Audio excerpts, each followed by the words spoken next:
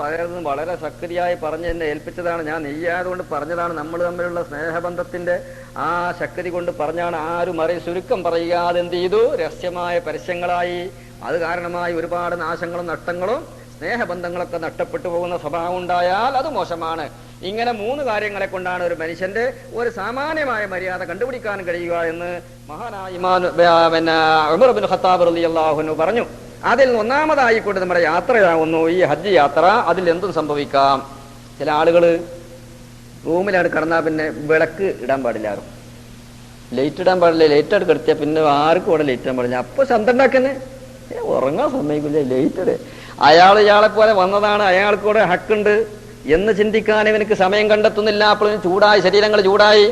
ചില ആളുകൾക്ക് എന്ത് ചെയ്യുന്നതാണ്, കിടക്കുന്ന വഴിയിലൊക്കെ കാലൊക്കെ നീട്ടി കിടക്കും. അജിനൊക്കെ പോയാലേ ചിലപ്പോ കാല് ചവിട്ടി കാലം അങ്ങോട്ട് ചവിട്ടി ഇങ്ങോട്ട് ചവിട്ടി, ചിലപ്പോ തലക്കാരൊക്കെ ചവിട്ടുക.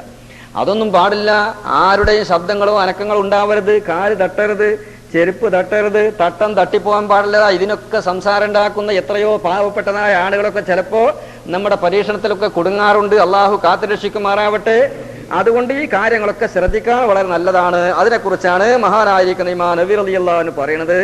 പിന്നെ ഒരു സംഘത്തിൽ പോകുന്ന അറിവുള്ള ആളുകൾ ഉണ്ടെങ്കിൽ തന്നെ അത് കുടുംബത്തിൽപ്പെട്ടവരാവാൻ പറ്റുമോ ഇല്ലേ എന്നൊരു ചോദ്യം. ചില ഇമാമിങ്ങൾ പറയുന്നു കുടുംബത്തിൽപ്പെടാത്ത ആളുകളാണെങ്കിൽ കുറച്ചുകൂടി നല്ലതാ. എന്തേ കാരണം? അവരൊരു പക്ഷേ അവിടെ വെച്ച് പ്രശ്നങ്ങളായി പരസ്പരമായി വഴക്കിൽ അവർ തെറ്റിയാൽ, പിണങ്ങിയാൽ ആ കുടുംബ ബന്ധം മുറിയാൻ കാരണമുണ്ട്. സിലത്തുർ റഹിം എന്നുള്ളത് നഷ്ടപ്പെട്ടാൽ നാളെ അള്ളാഹുവിന്റെ റസൂലിന്റെ ശഫാഅത്ത് പോലും തടയപ്പെടേണ്ടതായ കാര്യമാണ്. അതില്ലാതിരിക്കാൻ കഴിയുന്നതും എന്ത് ചെയ്യുന്ന അന്യ ആളുകളാണ് നല്ലത്. ആ വിഷയം ഒരു ഖിലാഫിയാണ്. അതല്ല, അവനവന്റെ ആളുകളാണ് നല്ലത്. വല്ല സൂക്കട് പിടിച്ചു, വല്ല രോഗങ്ങളുണ്ടായി, പെട്ടെന്ന് ഒരു ഡോക്ടറെ സമീപിക്കണം. അത് നമ്മുടെ സ്വന്തം ആളുകൾക്ക് അത്ര വേദന പെട്ടെന്ന് ആ കാര്യത്തിൽ ഉണ്ടാവുകയുള്ളൂ. അതുപോലെ എന്തൊരു വിഷമം വരുമ്പോൾ സഹായിക്കാൻ അവരാണ് ഏറ്റവും നല്ലത്. ഇനി അവൻ എന്ത് ചെയ്യണം? ഏതു സമയത്തും അവന്റെ കൂട്ടുകാരന്റെ തൃപ്തിയാണ് ഇവന്റെ തൃപ്തിയേക്കാൾ വലുത്. എന്നെ കൊണ്ട് എന്റെ സഹോദരന് ഒരു ബുദ്ധിമുട്ടുണ്ടാവരുത്, അവന് വിഷമുണ്ടാവരുത്, അവന് സന്തോഷം ഉണ്ടാവണം, അവന് സന്തോഷം ഉണ്ടാകണം ഓരോരുത്തരും അങ്ങോട്ട് കരുതിയാൽ, അദ്ദേഹം ഇവനെ കുറിച്ച് ഇങ്ങോട്ടും ഇവൻ അവനെ കുറിച്ച് അങ്ങോട്ടും കരുതിയാൽ ഒരു പ്രശ്നവും ഉണ്ടാവുകയില്ല. വല്ല ഒരാൾ മാത്രം പ്രശ്നക്കാരനായി കഴിഞ്ഞാൽ അയാൾ എല്ലാം കൊണ്ട് വെറുക്കപ്പെട്ടവനാകുന്നു. അതുകൊണ്ട് സ്വന്തമായിരിക്കുന്ന കൂട്ടുകാരന്റെ സ്നേഹമാണ് ഏറ്റവും വലുത്. എല്ലാവരും അവന്റെ കൂട്ടുകാരനെ മേൽ എല്ലാ വിഷയത്തിലും ക്ഷമിക്കണം.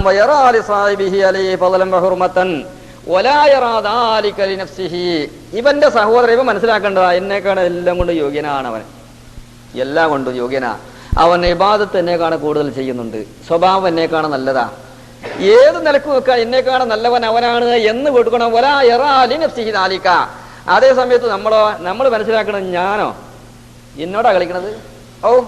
ജീവിതത്തിൽ ഞാൻ ഒരാൾക്ക് വകവെച്ചു കൊടുത്ത ചരിത്രം തന്നെ എനിക്ക് ഓർമ്മയില്ല. എന്നിട്ട് അപ്പൊ ഈ അവസാനത്തെ ഘട്ടത്തിൽ ഈ അജിന് പോകുമ്പോ, ഇതിപ്പോ ലാസ്റ്റ് ആണെന്നല്ലേ പറഞ്ഞത്, ഇതുവരെ ഞാൻ പുലിയായിട്ട് ഇനി വട്ടിയായിട്ട് ജീവിക്കുക എനിക്ക് ഓർക്കാൻ പോലും കഴിയുകയില്ല. അതുകൊണ്ട് ഞാനാണ് യോഗ്യൻ, ഞാനാണ് മാന്യൻ, എനിക്ക് എന്ത് ചെയ്യണം, കിട്ടേണ്ട അവകാശങ്ങളാണ് വലുത് എന്ന് തീരുമാനിച്ചാലോ അത് ഇബ്ലീസ് ലഅനത്തുല്ലാഹി അലൈഹി അള്ളാഹുവിനോട് ന്യായം പറഞ്ഞു, പടച്ചവനെ ഖലഖ്തനീ മിൻ നാരിൻ വഖലഖ്തുഹു മിൻ തീൻ, എന്നെ നീ തീ കൊണ്ടാണ് പഠിച്ചത്, എനിക്ക് എന്നോട് സുജൂദ് ചെയ്യാൻ പറഞ്ഞതായ ആദമിനെ മണ്ണ് കൊണ്ടാണ് സൃഷ്ടിച്ചത്. മണ്ണ് കൊണ്ട് പടച്ചതായിരിക്കുന്ന ആദമിനെ ഞാൻ സുജൂദ് ചെയ്യും. എന്താ പടച്ചവൻ എനിക്ക് അന്തല്ലേ? എന്ത് അന്തല്ലാത്ത കാര്യങ്ങളാണ് എന്നോട് പറയുന്നത്? തീയിന്റെ ഗതി മേൽപോട്ടാണ്, മണ്ണിന്റെ ഗതി കീഴ്പോട്ടുമാണ്. ഞാൻ എങ്ങനെ ചിന്തിച്ചിട്ടും ആദമിന് സുജൂദ് ചെയ്യാൻ ഞാൻ ഒരിക്കലും തന്നെ അർഹനല്ല, ആദമിന് സുജൂദ് ചെയ്യാൻ ഒരിക്കലും തന്നെ എനിക്ക് യോജിച്ചതല്ല എന്ന് അഹങ്കാരം അള്ളാഹുവിന്റെ മുന്നിൽ പ്രകടമാക്കിയപ്പോൾ അള്ളാഹു പറഞ്ഞു, ഫഖ്റുജ് മിൻഹാ ഫഇന്നക റജീം, എടാ വളരെ എത്രയും പെട്ടെന്ന് പുറത്തിയാടണം, സ്വർഗ്ഗത്തിൽ എനിക്ക് താമസിക്കാൻ പറ്റി. ഇവിടെ അല്ല, ഇവിടെ അഹങ്കാരത്തിന്റെ ഇവിടെ അല്ല. തിൽക്കദ്ദാറുൽ ആഖിറതു നജഅലുഹാ ലില്ലദീന ലാ യുരീദൂന ഉലുവൻ ബിൽ അർളി വലാ ഫസാദാ വൽ ആഖിബത്തു ലിൽ മുത്തഖീൻ. അല്ലാഹു പറയുന്നത് അഹങ്കാരം ഒരിക്കലും ഇല്ലാത്തതായിരിക്കുന്ന ആളുകൾക്ക് വേണ്ടി തയ്യാറാക്കപ്പെട്ടതാണ് സ്വർഗീയമായ ഭവനം. അതുകൊണ്ട് ഇബ്ലീസാകുന്ന ലഈനിന് പാർക്കാൻ പറ്റിയതല്ല, അവനെ ആട്ടി ഇവിടുന്ന് ഓടിച്ചു. അവന്റെ അനുയായികൾക്കാണ് തോന്നുന്നത് ഞാനാണ് വലുത്, ഞാനാണ് വലുത്, എനിക്ക് അവകാശങ്ങളാണ് എനിക്ക് ഏറ്റവും വലുത്. അതുകൊണ്ട് ഞാൻ ഇരിക്കുന്നിടത്ത് ഒരാൾ ഇരിക്കാനോ ഒരാളെ കാല് തട്ടാനോ ഒരാളെ തട്ടം തട്ടാനോ ഒന്നും പാടുള്ളതല്ല, എന്റേതാണ് വലുത് എന്ന് ധരിക്കുന്ന ധാരണ ഒരു മനുഷ്യനക്ക് ഉണ്ടാവരുത്. ഒരിക്കലും തന്നെ അവന്റെ സ്വന്തമായ ശരീരത്തിന് കാണരുത്. വലാ ഹുറുമത്തൻ, ഞാനാണ് മാന്യൻ എന്നുള്ളതും അവനക്ക് തോന്നാൻ പാടുള്ളതല്ല. എന്തുകൊണ്ട് യസ്ബിറു അലാ മാ വഖഅ മിൻഹു ഫീ ബഅദിൽ അഹ്യാനി മിൻ ജഫാഇൻ വനഹ്വിഹി. എന്ത് തന്നെ സുഹൃത്തിൽ നിന്ന് സംഭവിച്ചാലും ചില ആളുകൾ ഇതൊക്കെ പറഞ്ഞാലും എല്ലാം മറന്നിട്ട് വെറുതെ ആവശ്യമില്ലാതെ അങ്ങനെ സംസാരം ഉണ്ടാക്കുമ്പോൾ ഇവൻ എന്ത് ചെയ്യരുത്, ഇതെല്ലാം മനസ്സിലാക്കിയ വ്യക്തി, അള്ളാഹു തൗഫീക്ക് ചെയ്തതായ ഖൈർ കൊണ്ട് അനുഗ്രഹിച്ചതായ വ്യക്തി അതിന് മറുപടിയൊന്നും പറയരുത്, ഒന്നും മിണ്ടണ്ട, പൊട്ടനാവണം. അപ്പൊ മറ്റോ മനസ്സിലാക്കണം എന്താ, മറ്റേ പൊട്ടൻ മനസ്സിലാക്കിയത് ഞാൻ പറഞ്ഞപ്പോ ഒതുങ്ങിയിട്ടുണ്ട്, വരെ വായടപ്പം മറുപടി കൊടുത്തിട്ടുണ്ട്, അതിന്റെ മിണ്ടിയിട്ടില്ലാന്നാ ചില ആളുകൾ പറയല്ലേ.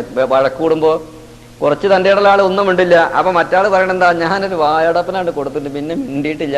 എവിടെ ഇയാൾക്ക് എല്ലാതും പറയാനും ഒതുക്കാനും 18 അടവും 18 പരുന്തിന്റെ രാക്കവും കൂടി അറിയാം, പക്ഷെ മിണ്ടിയില്ല. ആൾക്ക് ബുദ്ധി അള്ളാഹു കൊടുത്തത് കൊണ്ട് അയാൾ മിണ്ടിയില്ല. അതേ സമയത്ത് ചീത്തൊക്കെ പറഞ്ഞ മൂപ്പര് മനസ്സിലാക്കി എന്താ, ഒതുങ്ങിയിട്ടുണ്ട്, ഇതിന്റെ വാക്കുകളിൽ അടങ്ങിയതാ. അല്ല, അടങ്ങിയതൊന്നുമല്ല, വാസ്തവത്തിൽ പൊട്ടാൻ നീ വെട്ടിയിരിക്കുന്നു, നീ മറുപടി അറിയാത്തതായിരിക്കണം മനുഷ്യനാണ് നല്ലത്. വയസ്ബിറു അലാ അഖീഹി, അവന്റെ സുഹൃത്തിന്റെ മേൽ അവൻ ക്ഷമ കാണിക്കണം. അതുകൊണ്ട് യാത്ര സംഘം ഏത് സമയത്തും എന്താവണം, നന്നായിരിക്കുക. അങ്ങനെ ഈ പറഞ്ഞതിന്റെ വിപരീതമാണ് സംഭവിച്ചത്. ഏത് സമയത്തും കൂട്ടുകൂടി 5 ആളും 10 ആളൊക്കെ കൂടി ഒന്നിച്ചു പോവാന്ന് പറഞ്ഞ ലിസ്റ്റ് എടുത്തിട്ട് ഒരു വാഹനത്തിൽ തന്നെ കയറി നിസാരമായ കാര്യത്തിന് ഒരു പിണങ്ങി എന്നും സംസാരങ്ങളും പ്രശ്നങ്ങളുമാണെങ്കിൽ ഹജ്ജിന് അറഫയിലേക്ക് പോകുന്നതിന്റെ മുമ്പായിട്ട് അവർ വിഘടിതമാവണം, പിരിഞ്ഞു പോകണം, കൂട്ടത്തിൽ പോകാൻ പറ്റുകയില്ല. എന്തിനു വേണ്ടി? പരിശുദ്ധമായ മീനാമ മരുഭൂമിയിൽ, അതുപോലെ മുസ്ദലിഫായിലും അറഫായിലും ഒക്കെ ലോക സമ്മേളനമാണ്. അന്നഹു മജ്മഉൻ അളീം, ഏറ്റവും വലിയതായ ലോക സമ്മേളനമാകുന്ന സമ്മേളന മധ്യത്തിൽ അള്ളാഹുവിന്റെ മലായിക്കത്തുകൾ, കോടാനക്കോടി മലായിക്കത്തുകൾ അള്ളാഹുവിന്റെ അമ്പിയാക്കളും സാലിഹീങ്ങളുടെ സമ്മേളനത്തിൽ വെച്ചുകൊണ്ട് പാവപ്പെട്ടതായ മനുഷ്യൻ ചെണ്ട കൂടിയിട്ട് വഴക്ക് കൂടി മറ്റുള്ളതായ മുഅ്മിനീങ്ങൾക്ക് പോലും അതിന്റെ അപകടങ്ങൾ സംഭവിക്കാം. അതുകൊണ്ട് അങ്ങനെ തെറ്റ തന്നെയാണ് തുടരുന്നത്. നന്നായി പോകുന്ന രൂപമില്ലെങ്കിൽ അവർ വിഘടിച്ചുകൊണ്ട് ഒറ്റയ്ക്ക് യാത്ര ചെയ്യേണ്ടതാകുന്നു എന്ന് ബഹുമാനപ്പെട്ടതായിരിക്കുന്ന ഇമാം നവവി റളിയല്ലാഹു അൻഹു പറയുന്നു. അതോട് ബന്ധിച്ച് ഞാൻ പറയുകയാണ്, നിങ്ങളെ കൂട്ടം കൂടിയിട്ട് 5 ആളും 10 ആളും കൂടി ഞങ്ങളൊരു ഗ്രൂപ്പാണ് ഒന്നിച്ചു പോകണമെന്ന് പറയുന്നത്, അതിനാൽ നിങ്ങൾക്ക് കൂടുതൽ ഖൈറിനേക്കാണ് ഷർറാണ് ഇന്ന് ഉണ്ടാവുക. എന്താ ഷർറ്? ഒരു പക്ഷേ ഗീബത്ത് സംസാരിക്കാം, പരദൂഷണം ആരെക്കുറിച്ചെങ്കിലും ഒരു ചെറിയ വാക്കെങ്കിലും നിങ്ങൾക്ക് സംസാരിക്കാം, അല്ലെങ്കിൽ വല്ല കളവ് മറ്റവരോട് പറയേണ്ട ഗതികൾ ഉണ്ടാവാം. അതൊന്നും ഉണ്ടായിട്ടില്ല എങ്കിൽ നിങ്ങൾ അവിടെ ഇറങ്ങിയതിന്റെ ശേഷമായ ഇബാദത്തിന് വേണ്ടി പോകുമ്പോൾ ഒരാൾ മറ്റൊരാളെ കാത്തു നിന്ന് മശക്കത്തുകൾ സംഭവിക്കാം.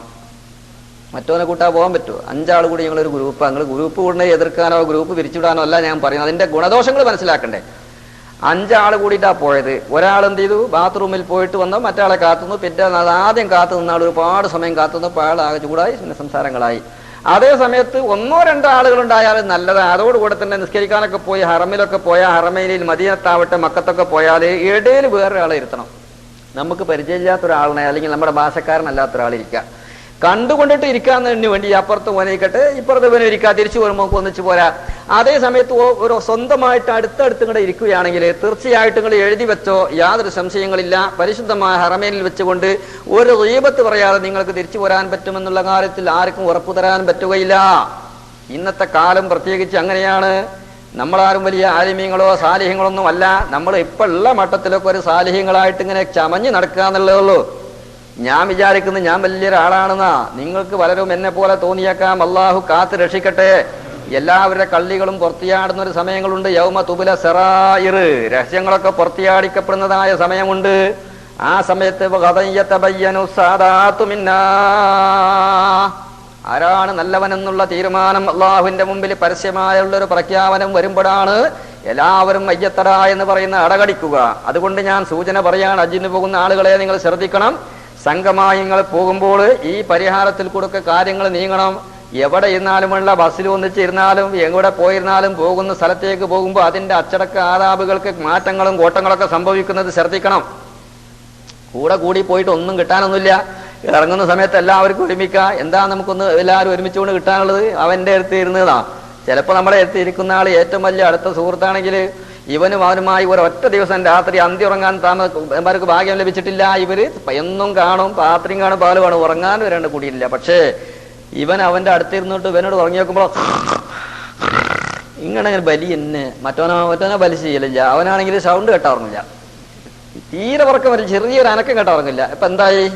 ഇവന്റെ കൂടെ ഇരുന്നിട്ട് എന്താ ഉണ്ടായത്? ഒരു ദിവസം ഒന്ന് ക്ഷമിച്ചു നോക്കി, അടുത്തിരുന്ന് കുറച്ച് 2 മണിക്കൂർ 2 മണിക്കൂറൊക്കെ എന്താണ് ചങ്ങായിക്ക് ഇങ്ങനെ വലിച്ച, എനിക്ക് ഉറങ്ങണ്ടേ. മറ്റേ ആൾക്ക് ഞാൻ കൂർക്കുന്ന വലിക്കണില്ല, അതിൽ ഇയാൾ അറിയണ്ടേ ഇയാൾ വലിച്ചത്. പിന്നെ പോലെ ടൈപ്പിലൊക്കെ പൊടിച്ചിട്ട് നമ്മൾ കേസറ്റ് വെച്ച് കൊടുക്കണം, ഈ വലിച്ചതാണിത്. അപ്പൊ ഇങ്ങനൊക്കെ സംഭവിക്കാം. നമ്മൾ വല്ലാതെ എന്ത് ചെയ്യുന്നതാണ് ഈ വിഷയത്തിൽ അടുത്തു കൊണ്ടിട്ട് ആ സ്വഹബത്തിന് പറ്റിയ സമയങ്ങളൊന്നുമല്ല. അതുകൊണ്ട് കൂട്ടുകൂടുമ്പോൾ അവരുടെ നന്മകളെല്ലാം നാം പ്രതീക്ഷിക്കുമ്പോൾ തിന്മയുണ്ടാകാനുള്ള സാധ്യതകളുണ്ടെങ്കിൽ വളരെ ശ്രദ്ധിക്കേണ്ടതാകുന്നു. അതുപോലെ നമ്മുടെ സഹോദരന് നമ്മളെക്കാൾ കൂടുതൽ പദവിയുണ്ട് എന്ന് നാം അവർക്ക് എല്ലാ സ്ഥാനം അങ്ങോട്ട് മാറ്റിയേക്ക് അവൻ ഇങ്ങോട്ട് മാറ്റി വെച്ചാലോ. ഇത് തന്നെയായിരുന്നു സഹാബത്തിന്റെ സ്ഥിതി. സ്വന്തമായ കാര്യത്തിന്റെ മഹത്വങ്ങളും ആവശ്യങ്ങളൊക്കെ മറ്റുള്ള സഹോദരന് വേണ്ടി മാറ്റിവെച്ചു കൊടുത്തതായ സംഭവങ്ങളാണ് പരിശുദ്ധമായ ഖുർആൻ നമുക്ക് സാക്ഷി പറയുന്നത്. അതുകൊണ്ട് യാത്ര സംഘം നന്നാവുക എന്നുള്ളത് ഇതിന്റെ ആദാബിൽപ്പെട്ടതാകുന്നു. പിന്നെ അതോടുകൂടെ ഇമാം നബി റളിയല്ലാഹു അൻഹു പറയാണ്, വയകൂന യദുഹു അവന്റേതായിരിക്കുന്ന യുസ്തഹബ്ബു അൻ തകൂന യദുഹു ഫാരിഖത്തൻ മിൻ മാലി തിജാറ വഗൈരിഹാ. വേറെ ഒരു ലക്ഷ്യം ഹജ്ജിന് പോകുമ്പോൾ ഇല്ലാതിരിക്കുക. കുടുംബങ്ങളെ കാണാൻ വേണ്ടി കുറെ കുടുംബങ്ങൾ ജിദ്ദയിലും മറ്റൊക്കെ ഉണ്ട്. അവർ പ്രാവശ്യം ഹജ്ജിന് വരുന്നു. ഒരുപാട് കാലമായി അവരെ കണ്ടിട്ട് നാട്ടിൽ ചെല്ലുമ്പോൾ അവരില്ല, അവർ വരുന്ന സമയത്ത് നമ്മൾ ചെല്ലുമ്പോൾ അവരില്ല. ഇങ്ങനെ കാണാൻ വയ്യാതെ ഒരുപാട് ആശിച്ചിരുന്നു. അപ്പൊ ഈ പ്രാവശ്യം കുറച്ച് 10,000-3,500 രൂപ ചെലവാക്കിയാലും വേണ്ടില്ല, അവരൊന്ന് കണ്ട് സന്തോഷിക്കുക, അവർ താമസിക്കുന്നിടത്തൊക്കെ ഒന്ന് പോവുക, റാഹത്താവുക. ഈ ഒരു ലക്ഷ്യത്തിലാണോ പോകുന്നതെങ്കിൽ നിന്റെ ഹജ്ജ് പരിപൂർണമാവുകയില്ല, ഹജ്ജ് സഹിയാണ് പരിപൂർണമാവുകയില്ല.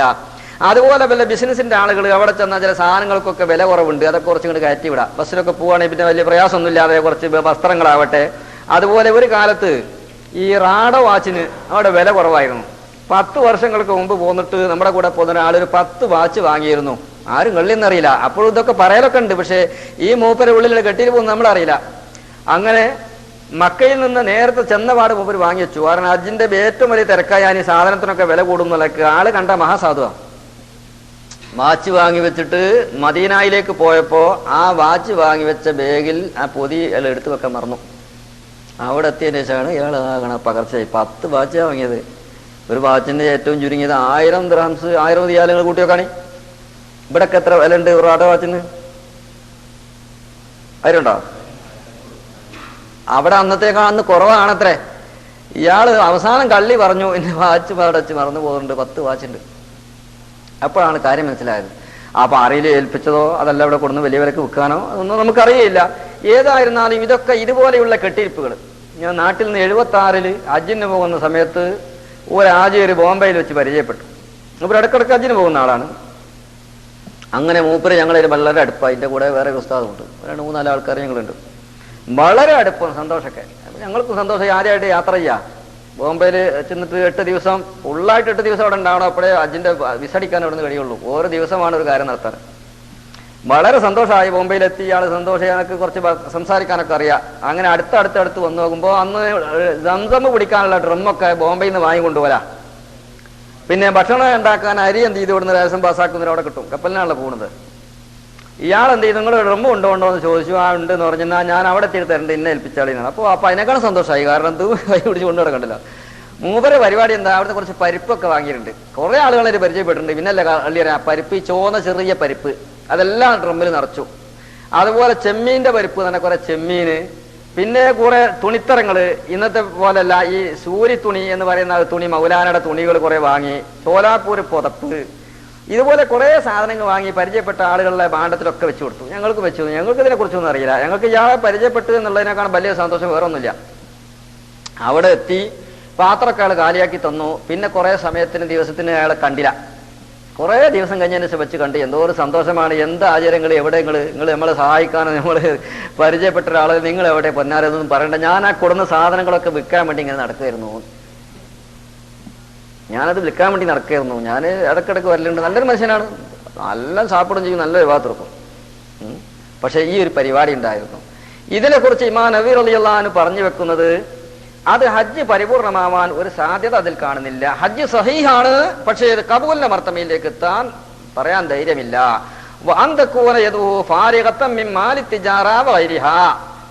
അവന്റെ ലക്ഷ്യങ്ങളിൽ ബിസിനസ്സോ അതല്ലാത്തതായ മറ്റു കാര്യങ്ങളോ ഉണ്ടാവുക എന്നുള്ളത് ശരിയല്ല. അതിനെക്കുറിച്ച് പരിശുദ്ധമായ ഖുർആനിൽ അള്ളാഹു പറയുന്നത്, ഒമാ ഉമിറു ഇല്ലാ ലിയഅ്ബുദുല്ലാഹ മുഖ്ലിസീന ലഹുദ്ദീൻ. ഏതൊരു ആരാധനയും അള്ളാഹുവിന് വേണ്ടി മാത്രമാണെന്നുള്ള ലക്ഷ്യത്തിൽ ആരാധിക്കണം എന്നാണ് അവരോട് കൽപ്പന. അതിനെതിരായ കൽപ്പനയില്ല. അതുകൊണ്ട് അതിൽ വേറെ ഒന്ന് കടന്നുകൂടിയതുകൊണ്ട്, കലർന്നത് കൊണ്ട് ഇപ്പൊ ഒരു ലുഹുർ നിസ്കരിക്കുന്നതായിരിക്കുന്ന ആള് ലുഹുറിന്റെ സുന്നത്തും കൂടി നിസ്കരിക്കുകയാണെങ്കിൽ ആ ലുഹുർ സഹിയാവില്ല എന്ന് പണ്ഡിതന്മാർ പറയുമ്പോൾ അതുപോലെ സഹിയാവാതിരിക്കാൻ സാധ്യതയുണ്ട്. അങ്ങനത്തെ ചുറ്റുപാടുകൾ വളരെ നല്ലതല്ല, അതിപ്പോ നമുക്ക് സംഭവിക്കുന്നില്ല. അതുകൊണ്ട് ആ വിഷയം ഞാൻ വിശദീകരിച്ച് പറയുന്നില്ല. ഈ ഹജ്ജിന്റെ സീസണിലൊക്കെ നാട്ടിൽ നിന്ന് പല നാടുകളിൽ നിന്നും കൈയില്ലാത്തവർ, കാലില്ലാത്തവർ, 2 കൈയില്ലാത്ത ആളുകൾ ഇഷ്ടംപോലെ കാണാം. അതുപോലെ കാലുമില്ല, പിന്നെ ഒരുപാട് അംഗവൈകല്യ ആളുകൾ ഇപ്പൊ നമ്മുടെ കേരളത്തിൽ നിന്നും കുറെ കയറി വരാൻ തുടങ്ങിയിട്ടുണ്ട്. അവിടെ എത്തിയാല് അവരുടെ പരിപാടികൾ എന്താ? അവർ പോകുന്നപ്പോ ഹജ്ജ് ചെയ്യാനാ. അവർക്ക് തന്നെ അറിയാം ഈ 2 കൈയും കാലും മൂക്കൊന്നും ഇല്ലാതെ ആര് സഹായിക്കാതെ നമ്മുടെ കാര്യമൊക്കെ പോക്ക. പക്ഷെ അവരെ അതിലേക്ക് പ്രേരിപ്പിച്ചതായ ഒരു വസ്തു ഉണ്ട്. അത് നോക്കിയാൽ കാണുന്ന വസ്തു അല്ലാതെ അവരുടെ ഉള്ളിന്റെ ഹൃദയത്തിൽ ഒതുങ്ങിയതാ. നല്ല പൈസ കിട്ടും. നമ്മൾ പറഞ്ഞില്ലേ 1 ലക്ഷമായ പ്രതിഫലമാണ്. ഇതിന് വേണ്ടി പോവുക. മഹാനായ നബി സല്ലല്ലാഹു അലൈഹി വസല്ലം പറഞ്ഞു, അവസാന കാലമാകുമ്പോൾ 4 വിഭാഗം ആളുകൾ പരിശുദ്ധ ഹജ്ജിന് പുറപ്പെടുമ്പോ ഒരു വിഭാഗം മാത്രമാണ് ലില്ലാഹ്, അള്ളാഹുവിന് വേണ്ടി മാത്രം പുറപ്പെട്ടവര്. ബാക്കിയുള്ളതായ 3 വിഭാഗങ്ങളും ഹായിബാണ്, ഒരു ഖുസ്റാനിലാണ്, വലിയ പരാജയത്തിലാണ്, നഷ്ടത്തിലാണ്. ഒന്നാമത്തേതായിരിക്കുന്ന ഒരു വിഭാഗം പുറപ്പെടുന്നത് വലിയ മുതലാളിമാരാണ്, ഒരു നാട് കാണാൻ ഉല്ലാസയാത്രയാണ്. ഈ വക സമ്പത്തും സൗകര്യങ്ങളൊക്കെ ഉണ്ടായിട്ട് ഒന്ന് സഞ്ചരിച്ചു വരാം, മക്കം മദീനം പരിസരങ്ങളും സൗദി അറേബ്യയൊക്കെ ഒന്ന് കണ്ടുവരാം, കുറച്ച് പൈസ അല്ലേ നമ്മുടേതായിരിക്കുന്ന പൈസ ചെലവാക്കിയാലും നാട് കാണാലോ എന്നുള്ള ഉദ്ദേശത്തിന് പുറപ്പെടാം. രണ്ടാമത്തേതായിരിക്കുന്ന വിഭാഗം ആളുകൾ പണ്ഡിതന്മാരാകുന്നു. അവർ പേര് കിട്ടാൻ വേണ്ടിയാണ് പോകുന്നത്. മുസ്ലിയാര് ഉസ്താദ് എന്നൊക്കെ പേരുണ്ടാകുമ്പോ ഹാജി മുസ്ലിയാര് എന്ന് പറഞ്ഞാൽ അതൊരു കൊഴുപ്പാണ്, ഒരു മാറ്റുകൂടി പോയി. ഈ മുസ്ലിയാര് പാവപ്പെട്ട മൂല്യര് കൈവന്നില്ലെങ്കിലും ഹജ്ജിനൊക്കെ പോയാലോ, അതുകൊണ്ട് ഹാജി മുഹമ്മദ് മുസ്ലിയാര് നോട്ടീസിൽ ഇങ്ങനെ വരുമ്പോ ഇങ്ങനെ പൊന്തുകയാണ്, ഉയരുകയാണ്.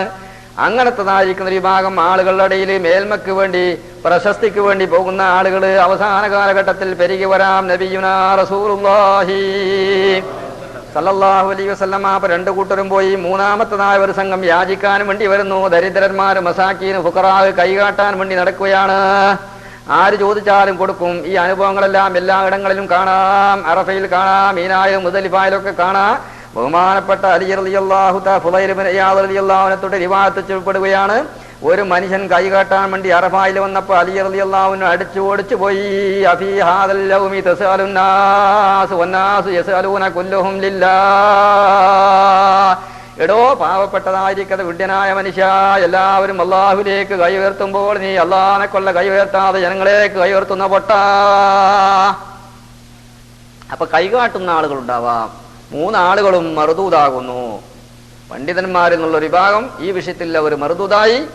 അതുപോലെ ധനികന്മാരുടെ പ്രവർത്തനങ്ങളും അതും മറുദൂതായി. കൈകാട്ടാൻ വന്ന ആളുകളുടെ ലക്ഷ്യവും അതായതുകൊണ്ട് അവർക്ക് തിരക്കാണ്. ജമാഅത്തൊക്കെ നടക്കുന്ന സമയത്ത് ഇതിന്റെ ഇടയിൽ കൂടെ കീറി കിടന്ന് ഇങ്ങനെ പോവാം, ഒരു പ്രശ്നമില്ല. അവരുടെ ഉദ്ദേശം എന്താ? ഇവിടുന്ന് ആളുകളെ കാത്തുനിന്നുമ്പോൾ അവിടെ കുറച്ചുകൂടി സൗകര്യമുള്ള ആളുകൾ, നല്ല വലിയ അറബികളും വലിയ ആളുകളൊക്കെ ഇവന്റെ കാശിയിൽ പെടുന്ന ആളുകൾ. അപ്പൊ അങ്ങടത്തണ്ടേ. അപ്പൊ ചാടി കടന്നു പോവാ. പിന്നെ നിസ്കരിക്കാൻ ശ്രദ്ധിക്കാൻ ഒഴിവുണ്ടോ? നിസ്കരിക്കുന്ന ആളെ ചാടി കടന്ന് അങ്ങോട്ട് ചാടി അവിടെ ഓടി ഇവിടെ തട്ടി തള്ളി ഈ ലക്ഷ്യങ്ങളിലാണ് അവർ പുറപ്പെടുന്നത്. ഒരു ഭാഗം ആളുകൾ അള്ളാഹുവിന് വേണ്ടി പുറപ്പെടുന്നു. വഹുമുൽ അഖല്ലൂൻ, അവർ അഖല്ലീങ്ങളാണ്, വളരെ കുറഞ്ഞ ആളുകളാണ്. ഈ പറഞ്ഞ കൂട്ടരിൽ എല്ലാവരിലും ഉണ്ടാവാം. ആ കൂട്ടക്കാരിൽ അള്ളാഹുവിന്റെ മഹളായ പദവി കൊണ്ട് ഹജ്ജിന് പോകുന്ന എല്ലാ മുഅ്മിനീങ്ങൾക്കും സൗഭാഗ്യം നൽകി അനുഗ്രഹിക്കുമാറാവട്ടെ. അതിനു വേണ്ടി പറഞ്ഞതാണ്. അപ്പൊ അതുകൊണ്ട് നമ്മുടെ ലക്ഷ്യങ്ങൾ നന്നാവുക. നമ്മളെല്ലാവരും ഈ പോകുന്ന ആളുകൾ ആരും സ്വർണം വാങ്ങുവാനോ അല്ലെങ്കിൽ മറ്റ് റെഡിമെയ്ഡ് വാങ്ങുവാനോ അതല്ലെങ്കിൽ കുടുംബങ്ങളെ കാണുവാൻ വേണ്ടി മാത്രമാരും പോകുന്നവരല്ല. എങ്കിലും ആ തർത്തീബിന് വേണ്ടി മഹാനായ ഇമാം നബി റളിയല്ലാഹു അൻഹു പറഞ്ഞത് കൊണ്ട് ഓർമ്മപ്പെടുത്തുകയാണ്. പിന്നെ എന്തുകൊണ്ട് ഇന്നമല്ലാമാലു ബിന്നിയാത്ത്, അമലുകള് നിയ്യത്തുകളെ കൊണ്ടാണ് പൂർണ്ണമാകുന്നത്. ചില അമല് സഹിയാകുന്ന നിയ്യത്തുകളെ കൊണ്ടാണ്, ചില അമലുകൾ പൂർണ്ണമാകുന്ന നിയ്യത്ത് കൊണ്ടാണ്. ചില അമലുകൾക്ക് നിയ്യത്തുണ്ടായാൽ പറ്റുകയില്ല. നേർച്ചയാക്കുക എന്നുള്ളത് ഞാൻ മനസ്സിൽ നേർച്ചയാക്കി എന്ന് വിചാരിച്ചത് നേർച്ചയാവുകയില്ല. എന്റെ മോളെ ഞാൻ മറ്റവന് കല്യാണം ചെയ്ത് കൊടുത്താൻ വിചാരിച്ചിട്ടുണ്ട് എന്നതും നിക്കാഹും ആകുകയില്ല. മറ്റവന്റെ സാധനം ഞാൻ വാങ്ങാൻ കരുതി എന്നതുകൊണ്ട് കച്ചവടവും ആകുകയില്ല. അതൊക്കെ വാക്കുകളെ കൊണ്ടാണ് ഉണ്ടാകുന്നത്, നിയ്യത്തുകളെ കൊണ്ടല്ല. നിയ്യത്തും കൂടി ഉണ്ടായാലോ അൽഹംദുലില്ലാഹ് അത് പരിപൂർണമായി. അതേ സമയത്ത് നിസ്കരിക്കുക, നോമ്പ് നോൽക്കുക, അതുപോലെ ഹജ്ജ് നിർവഹിക്കുക, സക്കാത്ത് കൊടുക്കുക പോലെയുള്ള കാര്യങ്ങൾ നിയ്യത്തുകളെ കൊണ്ടാണ് അത് പൂർണ്ണമായി സഹിയാകുന്നത്. മറ്റു ചില അമലുകളുടെ പൂർണ്ണമായ പ്രതിഫലം ഉണ്ടാകുന്ന നിയ്യത്തുകളെ കൊണ്ടാണ്. ഏത് കാര്യങ്ങളാണെങ്കിലും ഒരു മനുഷ്യന്റേതായ, ഒരു മുസ്ലിമായ മനുഷ്യന്റെ പ്രവർത്തനങ്ങൾ മുഴുവൻ നിയ്യത്തുമായി ബന്ധപ്പെട്ടാൽ അവന്റെ പൂർണ്ണതയും അതിൻ്റെതായ സിഹത്തും അവനുണ്ടാകുന്നതാണ്.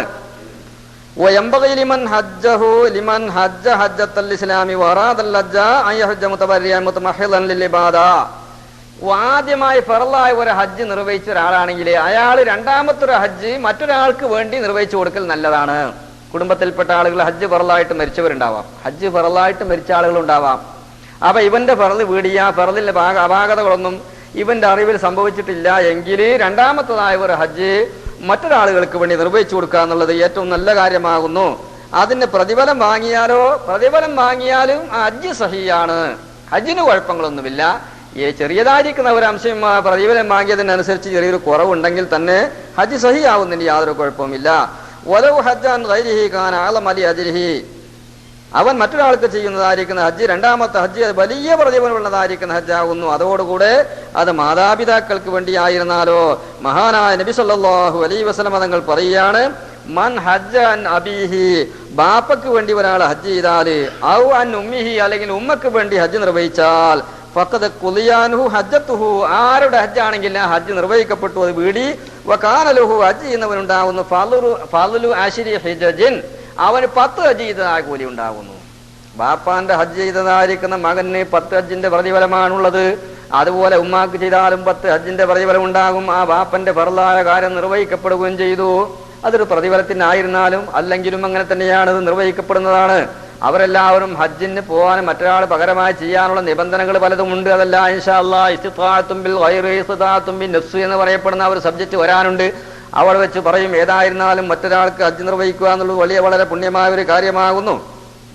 പിന്നെ മഹാനായ റസൂലുള്ളാഹി സ്വല്ലല്ലാഹു അലൈഹി വസല്ലം തങ്ങൾ പറയുന്നു, ഇദാ ഹജ്ജ റജുലു അൻ വാലിദൈഹി തുഖബ്ബില മിൻഹു വമിൻഹുമാ ഇസ്തബസറത് അർവാഹുമാ, മരിച്ചുപോയ മാതാപിതാക്കൾക്ക് വേണ്ടിയാണോ ഹജ്ജ് നിർവഹിച്ചതെങ്കിൽ അത് കാരണമായി ആ മനുഷ്യൻ കുത്തിബ മിനൽ ഭാര്യീന, മാതാപിതാക്കൾക്ക് ഗുണം ചെയ്തതായ മക്കളിൽ അവനെ കുറിക്കപ്പെടുന്നതാണ്. തന്നെയുമല്ല മരിച്ചുപോയ മാതാപിതാക്കളുടെ റൂഹുകൾക്ക് എന്തോ ഒരു ആവേശമാണുള്ളത്, എന്തോ ഒരു സന്തോഷമാണ് ഉണ്ടാവുക. മരിച്ചുപോയിരിക്കുന്ന ആളുകൾ ഹജ്ജ് കടപ്പെട്ടവരാണെങ്കിൽ അവർക്ക് എത്രയും പെട്ടെന്ന് ചെയ്തോളണം. ഹജ്ജിന്റെ നിയമാനുസൃതമായിട്ട് അവരെന്ത് ചെയ്തു, ആയതിന്റെ ശേഷമായി ആ കാര്യം നിർവഹിക്കുന്നതിന് മുമ്പ് മരിച്ചുപോയി അവർ പറഞ്ഞാലും ഇല്ലെങ്കിലും അതിന് സമ്പത്തുകളും ശാരീരികമായ കൂവത്തൊക്കെ ഉണ്ടായതിന്റെ ശേഷം നിർവഹിക്കാതെ മരിച്ചുപോയവരാണെങ്കിൽ അവരുടേതായിരിക്കുന്ന അനന്തരാവകാശികൾ ആ മരിച്ചുപോയ ആളുകൾക്ക് സ്വത്തും ഉണ്ടായിരുന്നുവെങ്കിൽ അത് ഇവർ അവകാശപ്പെടുത്തി ഉപയോഗപ്പെടുത്തുന്നുണ്ടെങ്കിൽ ഹജ്ജ് അവർക്ക് വേണ്ടി ചെയ്യൽ നിർബന്ധമാകുന്നു. അതല്ലെങ്കിൽ അവരെ മുതൽ അവർക്ക് ഹലാലല്ല, അത് ശുബ്ഹത്തിന്റെ മുതലാകുന്നു. നമ്മൾ ഇന്നലെ പറഞ്ഞതുപോലെ ശുബ്ഹത്തിന്റെ മുതൽ ഹറാമും ഹലാലും കൂടി കലർന്നതാണ് വാപ്പന്റെ മുതല്. ബാപ്പ സമ്പാദിച്ചതായിരിക്കുന്ന ആ സ്വത്തിന്റെ ആദായത്തിൽ ജീവിക്കുന്ന മക്കളെ ചിന്തിക്കേണ്ടത് വീട് വെച്ചാലും വേണ്ടില്ല, മറ്റുള്ളതായിരിക്കുന്ന ആദായം എടുത്താലും വേണ്ടില്ല, എങ്ങനെ ആയിരുന്നാലും ശരി നമ്മുടെ ഉപ്പയും ഉമ്മയും ഹജ്ജ് നിർവഹിക്കാതെ കണ്ടാണ് അവരെ ഓഹരി നമ്മൾ കൈവശപ്പെടുത്തിയതെങ്കിൽ അവരുടെ ഹജ്ജിന്റെ ഭാഗം മാറ്റി വെച്ചിട്ട് ഓഹരി ചെയ്യേണ്ടതായിരുന്നു. അതാരും ഒന്നും ചെയ്തില്ല. പിന്നീട് ബോധവാനായതെങ്കിൽ ആ ബോധം വന്നതായ ഉടനെ തന്നെ അവർക്ക് ഹജ്ജ് നിർവഹിപ്പിക്കുക എന്നുള്ള കടപ്പാടുണ്ട്. അതല്ലെങ്കിൽ ഇവൻ ഇപ്പോൾ അവന്റെ കൈവശത്തിലുള്ള സ്വത്ത്, അവരിൽ നിന്ന് ലഭിച്ചതായ സ്വത്തൊന്നും ഇവനക്ക് ഹലാലല്ല, ഏതെടുക്കുമ്പോഴും ഹറാമാകുന്നു. ശുബ്ഹത്ത് എന്ന് പറഞ്ഞാൽ അത് നല്ലതും ചീത്തയും വേർതിരിയാതെ കണ്ട് ആകമാനം അവൻ ആ സംശയത്തിൽ കിടക്കുന്ന സ്വത്താകുന്നു. അത് വളരെ ശ്രദ്ധിക്കേണ്ടതായ ഒരു കാര്യമാണ്. അപ്പോൾ പകരമായിട്ട് ഹജ്ജ് ചെയ്യലാണ് രണ്ടാമത്തേതായിരിക്കുന്ന ഹജ്ജ് ചെയ്യുന്ന ആള്. ആദ്യത്തെ ഹജ്ജ് പരിപൂർണമായി സഹിയായി എന്ന് ബോധ്യമുള്ളതായിരിക്കുന്ന ആളുകൾ. പിന്നെ അതോടുകൂടെ ഇമാം നബി റളിയല്ലാഹു തആല അൻഹു തങ്ങൾ പറയുകയാണ്, വായക്കൂന സഫറുഹു, അവന്റെ യാത്ര ആയിരിക്കേണ്ടതാവുന്നു യൗമുൽ ഖമീസ്, യൗമുൽ ഖമീസിലാവുക, വ്യാഴാഴ്ച യാത്ര ചെയ്യാന്നുള്ളത് പ്രത്യേകമായ സുന്നത്താകുന്നു. ഏതൊരു ഹലാലായ യാത്രയും നമ്മൾ നാട്ടിലേക്ക് പോകുമ്പോഴും ആവും, അതുപോലെ അവിടെ നിന്ന് ഇങ്ങോട്ട് വരാനും ഹജ്ജിന് പോകാനും വേറെ കച്ചവടത്തിന് പോകാനും സഫർ സിയാറത്തിന് വേണ്ടി യാത്ര പോകാനും ഇതിന് സൗകര്യപ്രദമാവുകയാണെങ്കിൽ അതൊരു വ്യാഴാഴ്ചക്ക് വേണ്ടി മാറ്റിവെക്കുക എന്നുള്ള കാര്യം സൗകര്യപ്രദമാണെങ്കിൽ നല്ലതാകുന്നു എന്ന് മഹാനായ റസൂലുള്ളാഹി സ്വല്ലല്ലാഹു അലൈഹി വസല്ലം തങ്ങൾ പഠിപ്പിച്ചു. എന്തുകൊണ്ട്? പിന്നെ കല്ലമാ ഖറജ റസൂലുള്ളാഹി സ്വല്ലല്ലാഹു അലൈഹി വസല്ലമ യഖ്റുജ, നബി തങ്ങൾ പുറപ്പെടുക എന്നുള്ളത് വളരെ അപൂർവമായിരുന്നു. ഇല്ലാ യൗമൽ ഖമീസി, വളരെ കുറവ് സമയത്തിലാണ് വ്യാഴാഴ്ച അല്ലാത്ത ദിവസത്തിൽ യാത്ര പുറപ്പെട്ടത്. ഹജ്ജത്തുൽ വദാഇനും അങ്ങനെയാണ് പുറപ്പെട്ടത് എന്നാണ് പ്രബലമായ അഭിപ്രായം. അതുകൊണ്ടൊരു വെള്ളിയാഴ്ചയാവുക. എത്രത്തോളം വ്യാഴാഴ്ചന്റെ സിറപ്പ് അത് വെള്ളിയാഴ്ചയിലേക്ക് വിട്ടുകിടക്കുന്നതാണ്. മൻ സാഫറ ലൈലത്തൽ ജുമുഅത്തി ദആ അലൈഹി മലക്കാഹു, വ്യാഴാഴ്ച അസ്തമിച്ച രാത്രി വെള്ളിയാഴ്ചയുടെ തലേ നേരെ മുമ്പുള്ളതായ നാളെ വെള്ളിയാഴ്ചയാണെങ്കിൽ ഇന്ന് രാത്രി ഒരാൾ യാത്ര പോവുകയാണ്, അയാൾക്ക് വഴിമധ്യേ വെച്ചുകൊണ്ട് ജുമാക്ക് പങ്കെടുക്കാൻ സാധ്യമല്ലാത്ത ഒരു യാത്രയാണെന്ന് പോകുമ്പോൾ ഊഹമുണ്ടെങ്കിൽ അള്ളാഹുവിന്റെ ഹബീബായ നബി തങ്ങൾ പറയുകയാണ്, ദആ അലൈഹി, അവന് കേടായി ദ്വാരക്കുന്നു മലക്കാഹു, 2 മലക്കുകൾ തുറക്കുകയാണ്. ഈ മനുഷ്യന്റെ നാശത്തിനും നഷ്ടത്തിനും പരാജയത്തിനും എവിടെങ്കിലും ഒരു സ്ഥലത്ത് അവൻ കുടുങ്ങിപ്പോകുന്നതാണ്. നമ്മളിന്ന് വെള്ളിയാഴ്ച യാത്ര ചെയ്യുന്ന ആളുകളുണ്ട്, അവരെ കുറിച്ച് ഞാൻ പറയുന്നില്ല, അവർക്ക് മനസ്സിലാക്കാവുന്നേ ഉള്ളൂ. വെള്ളിയാഴ്ച ജുമായൊക്കെ കളഞ്ഞുകൊണ്ട് യാത്ര പോകും. ചിലപ്പോൾ അതെങ്കിൽ ടിക്കറ്റിന്റെ മുകളിൽ ഡിസ്കൗണ്ടൊക്കെ അവിടെയാണ് കിട്ടുക. കാരണം ശൈത്താനാണ് നമ്മെ പിഴപ്പിക്കുന്നത്. അവന്റെ കൂട്ടുകാരും മൈനയായലുകളൊക്കെ നമ്മുടെ ഈമാൻ പോക്കറ്റടിക്കാനും പരീക്ഷിക്കാനൊക്കെ അല്പം അങ്ങോട്ട് മണിക്കൂറുകൾ അങ്ങോട്ട് നീണ്ട് വെള്ളിയാഴ്ച രാത്രിക്ക് അങ്ങോട്ട് നീട്ടാൻ കഴിയുന്നില്ല. അപ്പൊ അതിന് മുമ്പ് പോയി 100, 200, 500 ഒക്കെ ലാഭത്തിന് വേണ്ടിയിട്ട് ഇബാദത്ത് നഷ്ടപ്പെടുമെന്നുള്ള പരിപൂർണ ബോധ്യമുണ്ടായി പോവുകയാണെങ്കിൽ ദഅ അലൈഹി മലക്കാഹു, മലക്കുകളുടെ ദുആയാണ്. ആ ദുആ മഖബൂലാണ്, മറുദൂദല്ല. കാരണം മലക്കുകൾ മാറി കാണിക്കുന്നവരല്ലല്ലോ. ആ ദുആ എന്നെങ്കിലും അവനോ അവന്റെ കുടുംബത്തിലോ അവനുമായി ബന്ധപ്പെടുന്നതായ ജീവിതത്തിന്റെ ഏതെങ്കിലും ഒരു തുറമുഖത്ത് അത് സംഭവിക്കാം. അള്ളാഹു കാത്ത് രക്ഷിക്കുമാറാവട്ടെ. അതുകൊണ്ട് കഴിവിന്റെ പരമാവധി നിങ്ങൾ ശ്രമിക്കണം. നേരെ മറിച്ചുകൊണ്ട് ഒറ്റക്ക് യാത്ര ചെയ്യുന്ന കാര്യത്തിൽ വിഷമമുണ്ട്, രോഗിയാണ്, അല്ലെങ്കിൽ ആദ്യമായി യാത്ര ചെയ്യുന്നവനാണ്, കൂട്ടുകാർ നഷ്ടപ്പെട്ടാൽ ഒറ്റക്ക് പോകാൻ കഴിയുകയില്ല, അതല്ലെങ്കിൽ ഇവൻ അങ്ങോട്ട് ഓടിയെത്തേണ്ടതായിരിക്കുന്ന മാരകമായ പ്രശ്നങ്ങളുണ്ട്, അവന്റെ ബാപ്പയോ ഉമ്മയോ വളരെ രോഗിയായി സീരിയസ് ആയി കിടക്കുകയാണ്, അങ്ങോട്ട് എത്തിയാലേ പറ്റുകയുള്ളൂ, അങ്ങനത്തെ പ്രതിസന്ധി ഘട്ടങ്ങൾ ഉണ്ടെങ്കിലോ യാതൊരു കുഴപ്പവും ഈ വിഷയത്തിലില്ല. ഇല്ലാത്ത ഒരു കാരണം ഉണ്ടാക്കിത്തത് എത്രയും പെട്ടെന്ന് എനിക്ക് അങ്ങോട്ട് എത്തണം, എത്തിയേ പറ്റുകയുള്ളൂ. ആർക്കാ എത്താതിരിക്കാൻ പോവുകയുള്ളത്? എപ്പോഴും നാട്ടിൽ പോകുന്ന മനുഷ്യന് നാട്ടിൽ പോകാൻ തീരുമാനിച്ചിട്ട് ടിക്കറ്റ് കയ്യിലായ ശരിക്കും ഉറക്കം തന്നെ വരണില്ല.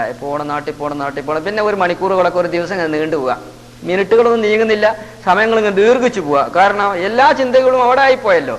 അതെല്ലാവർക്കും ഉണ്ടാകും. അതല്ല, ശറഈയായിരിക്കുന്ന അനുമതിയുള്ളതായ കാരണങ്ങൾ അവൻ ശ്രദ്ധിക്കേണ്ടതാകുന്നു. എന്നാൽ മാത്രമേ സഹിയാവുകയുള്ളൂ. അതായത് ഇതെല്ലാം ഹജ്ജിന്റെ യാത്രയാണെങ്കിൽ പൂർണ്ണമാകുകയുള്ളൂ. പക്ഷേ ഇതെല്ലാം പറഞ്ഞാൽ നമ്മുടെ യാത്രക്ക് സൗകര്യപ്രദമായത് ചിലപ്പോൾ ഇതാവണമെന്നില്ല. കാരണം നമ്മുടെ ഇഷ്ടത്തിന് പോവുകയല്ല. ഇവിടുത്തെ യാത്രയുടെ സൗകര്യങ്ങളും ജോലി ചെയ്യുന്ന ആളുകളെ ലീവിന്റെ സൗകര്യങ്ങളും ഗവൺമെന്റിന്റെയും ബസിന്റെ ഒക്കെ സൗകര്യം അനുസരിച്ചിട്ടാണ് നമുക്ക്. പക്ഷേ ഇത് പറയാനേ ഒക്കുകയുള്ളൂ. ഇതേതെങ്കിലും സമയത്ത് നമുക്ക് പ്രാവർത്തികമാക്കാൻ വേണ്ടി ഞാൻ ഉണർത്തിയതാണ്.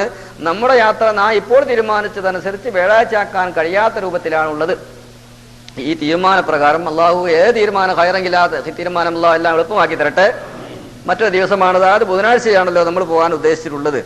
ഏതായിരുന്നാലും നബിതങ്ങളുടേതായിരിക്കുന്ന യാത്രനോട് നാം അനുഗമിക്കുക എന്നുള്ളത് ഒരു മഹത്തായ സംഗതിയാകുന്നു എന്ന് പരിശുദ്ധമായ ഹദീസുകളിലൊക്കെ ഉണ്ട്. അതിന് പറ്റുകയില്ലെങ്കിൽ പിന്നെ ഒരു നല്ല യാത്രക്ക് പോകാൻ ഏതാ നല്ലത്?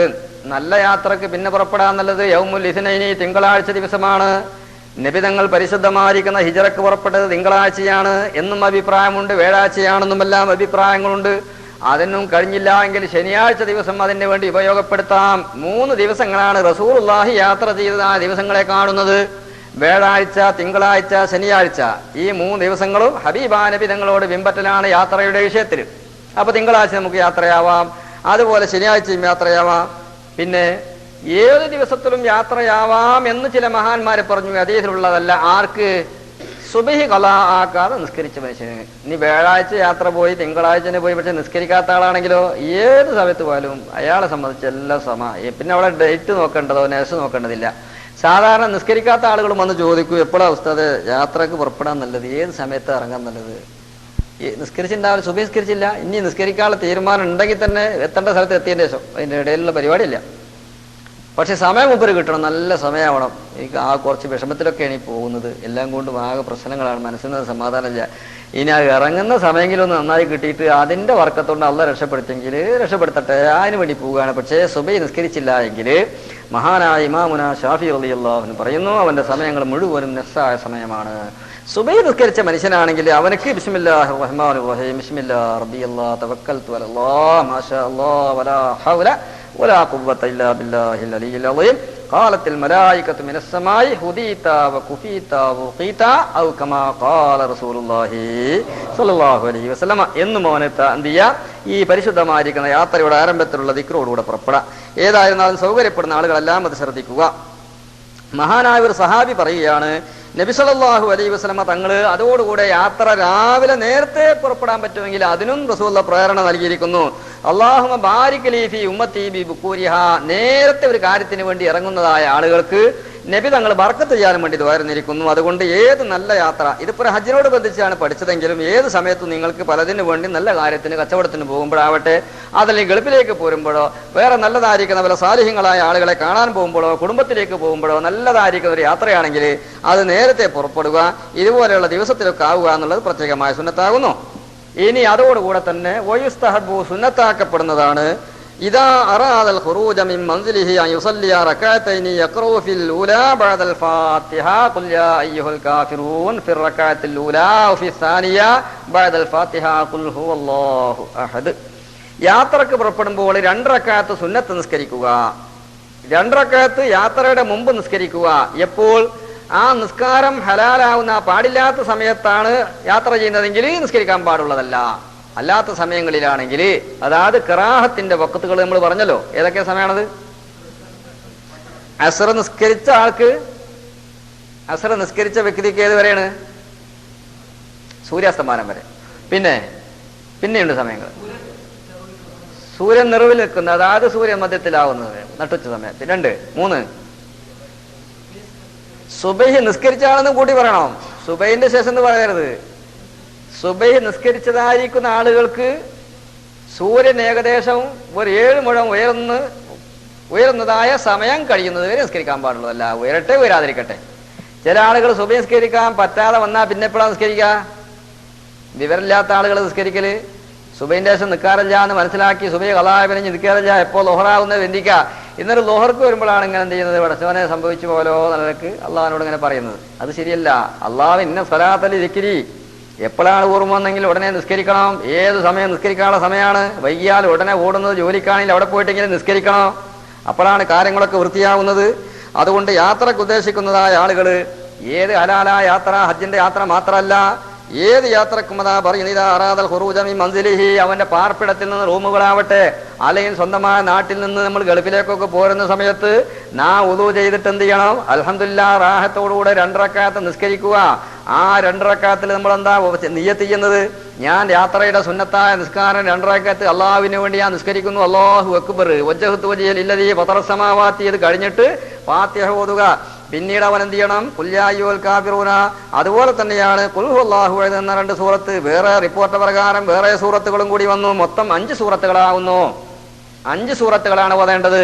നമ്മൾ പറഞ്ഞോ? ഇല്ല.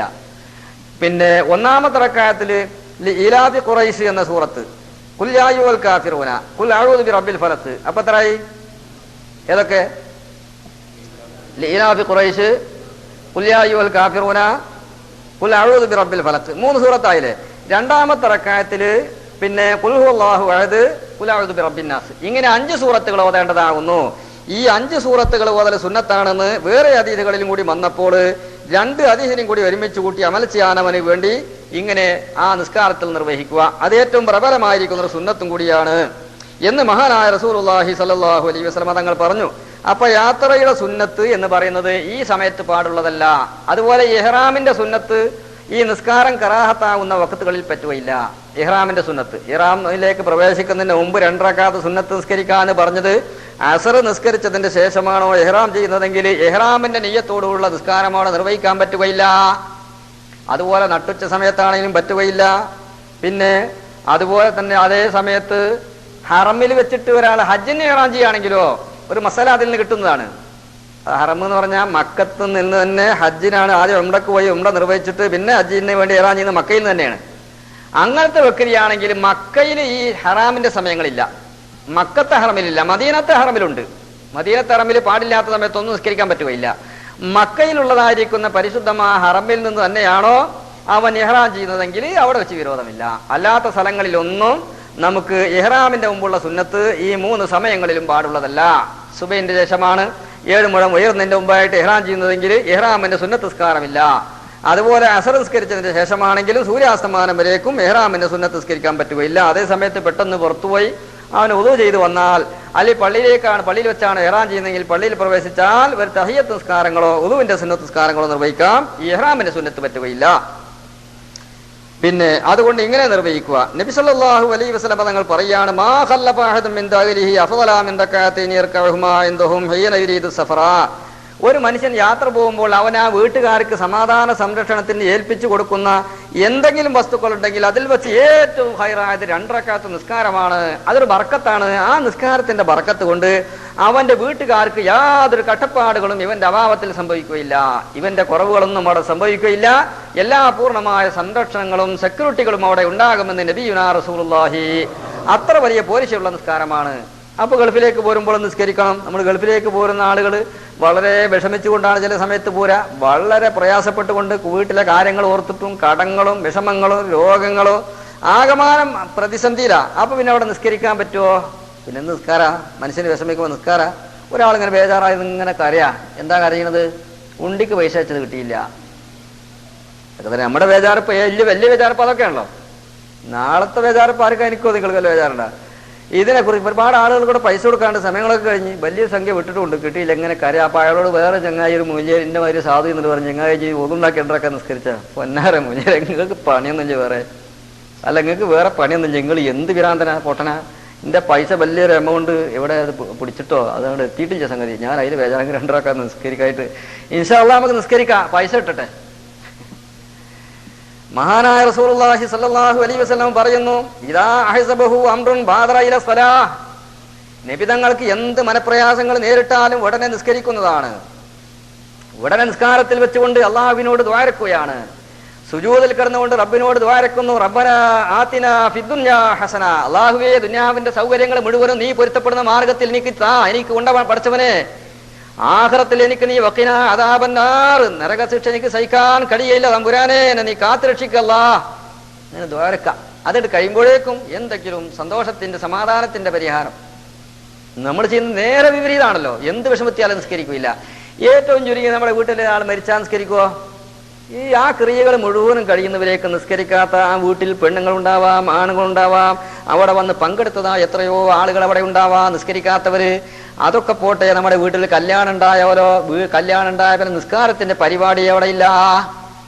കല്യാണത്തിന്റെ അന്നല്ല തലേ ദിവസം, അതിന്റെ തലേ ദിവസം. ഇപ്പൊ കല്യാണത്തിന് ഡബിൾ കല്യാണമാണല്ലോ. ഒരാൾ കല്യാണം കഴിക്കുകയാണെങ്കിലും 2 കല്യാണമാണ് അവിടെ നടക്കുന്നത്. തലേ ദിവസം ഒരു കല്യാണം, അതെന്താ മൗലാഞ്ചി കല്യാണം എന്ന് പറയുന്നൊരു കല്യാണം ഉണ്ട്. ആ കല്യാണം ശൈത്താന്റെ കല്യാണമാണ്, നമ്മുടെ കല്യാണമല്ല. പിറ്റേ ദിവസം നടക്കുന്ന കല്യാണമാണ് റഹ്മാനായിരിക്കുന്ന റബ്ബിന്റെ കല്യാണം.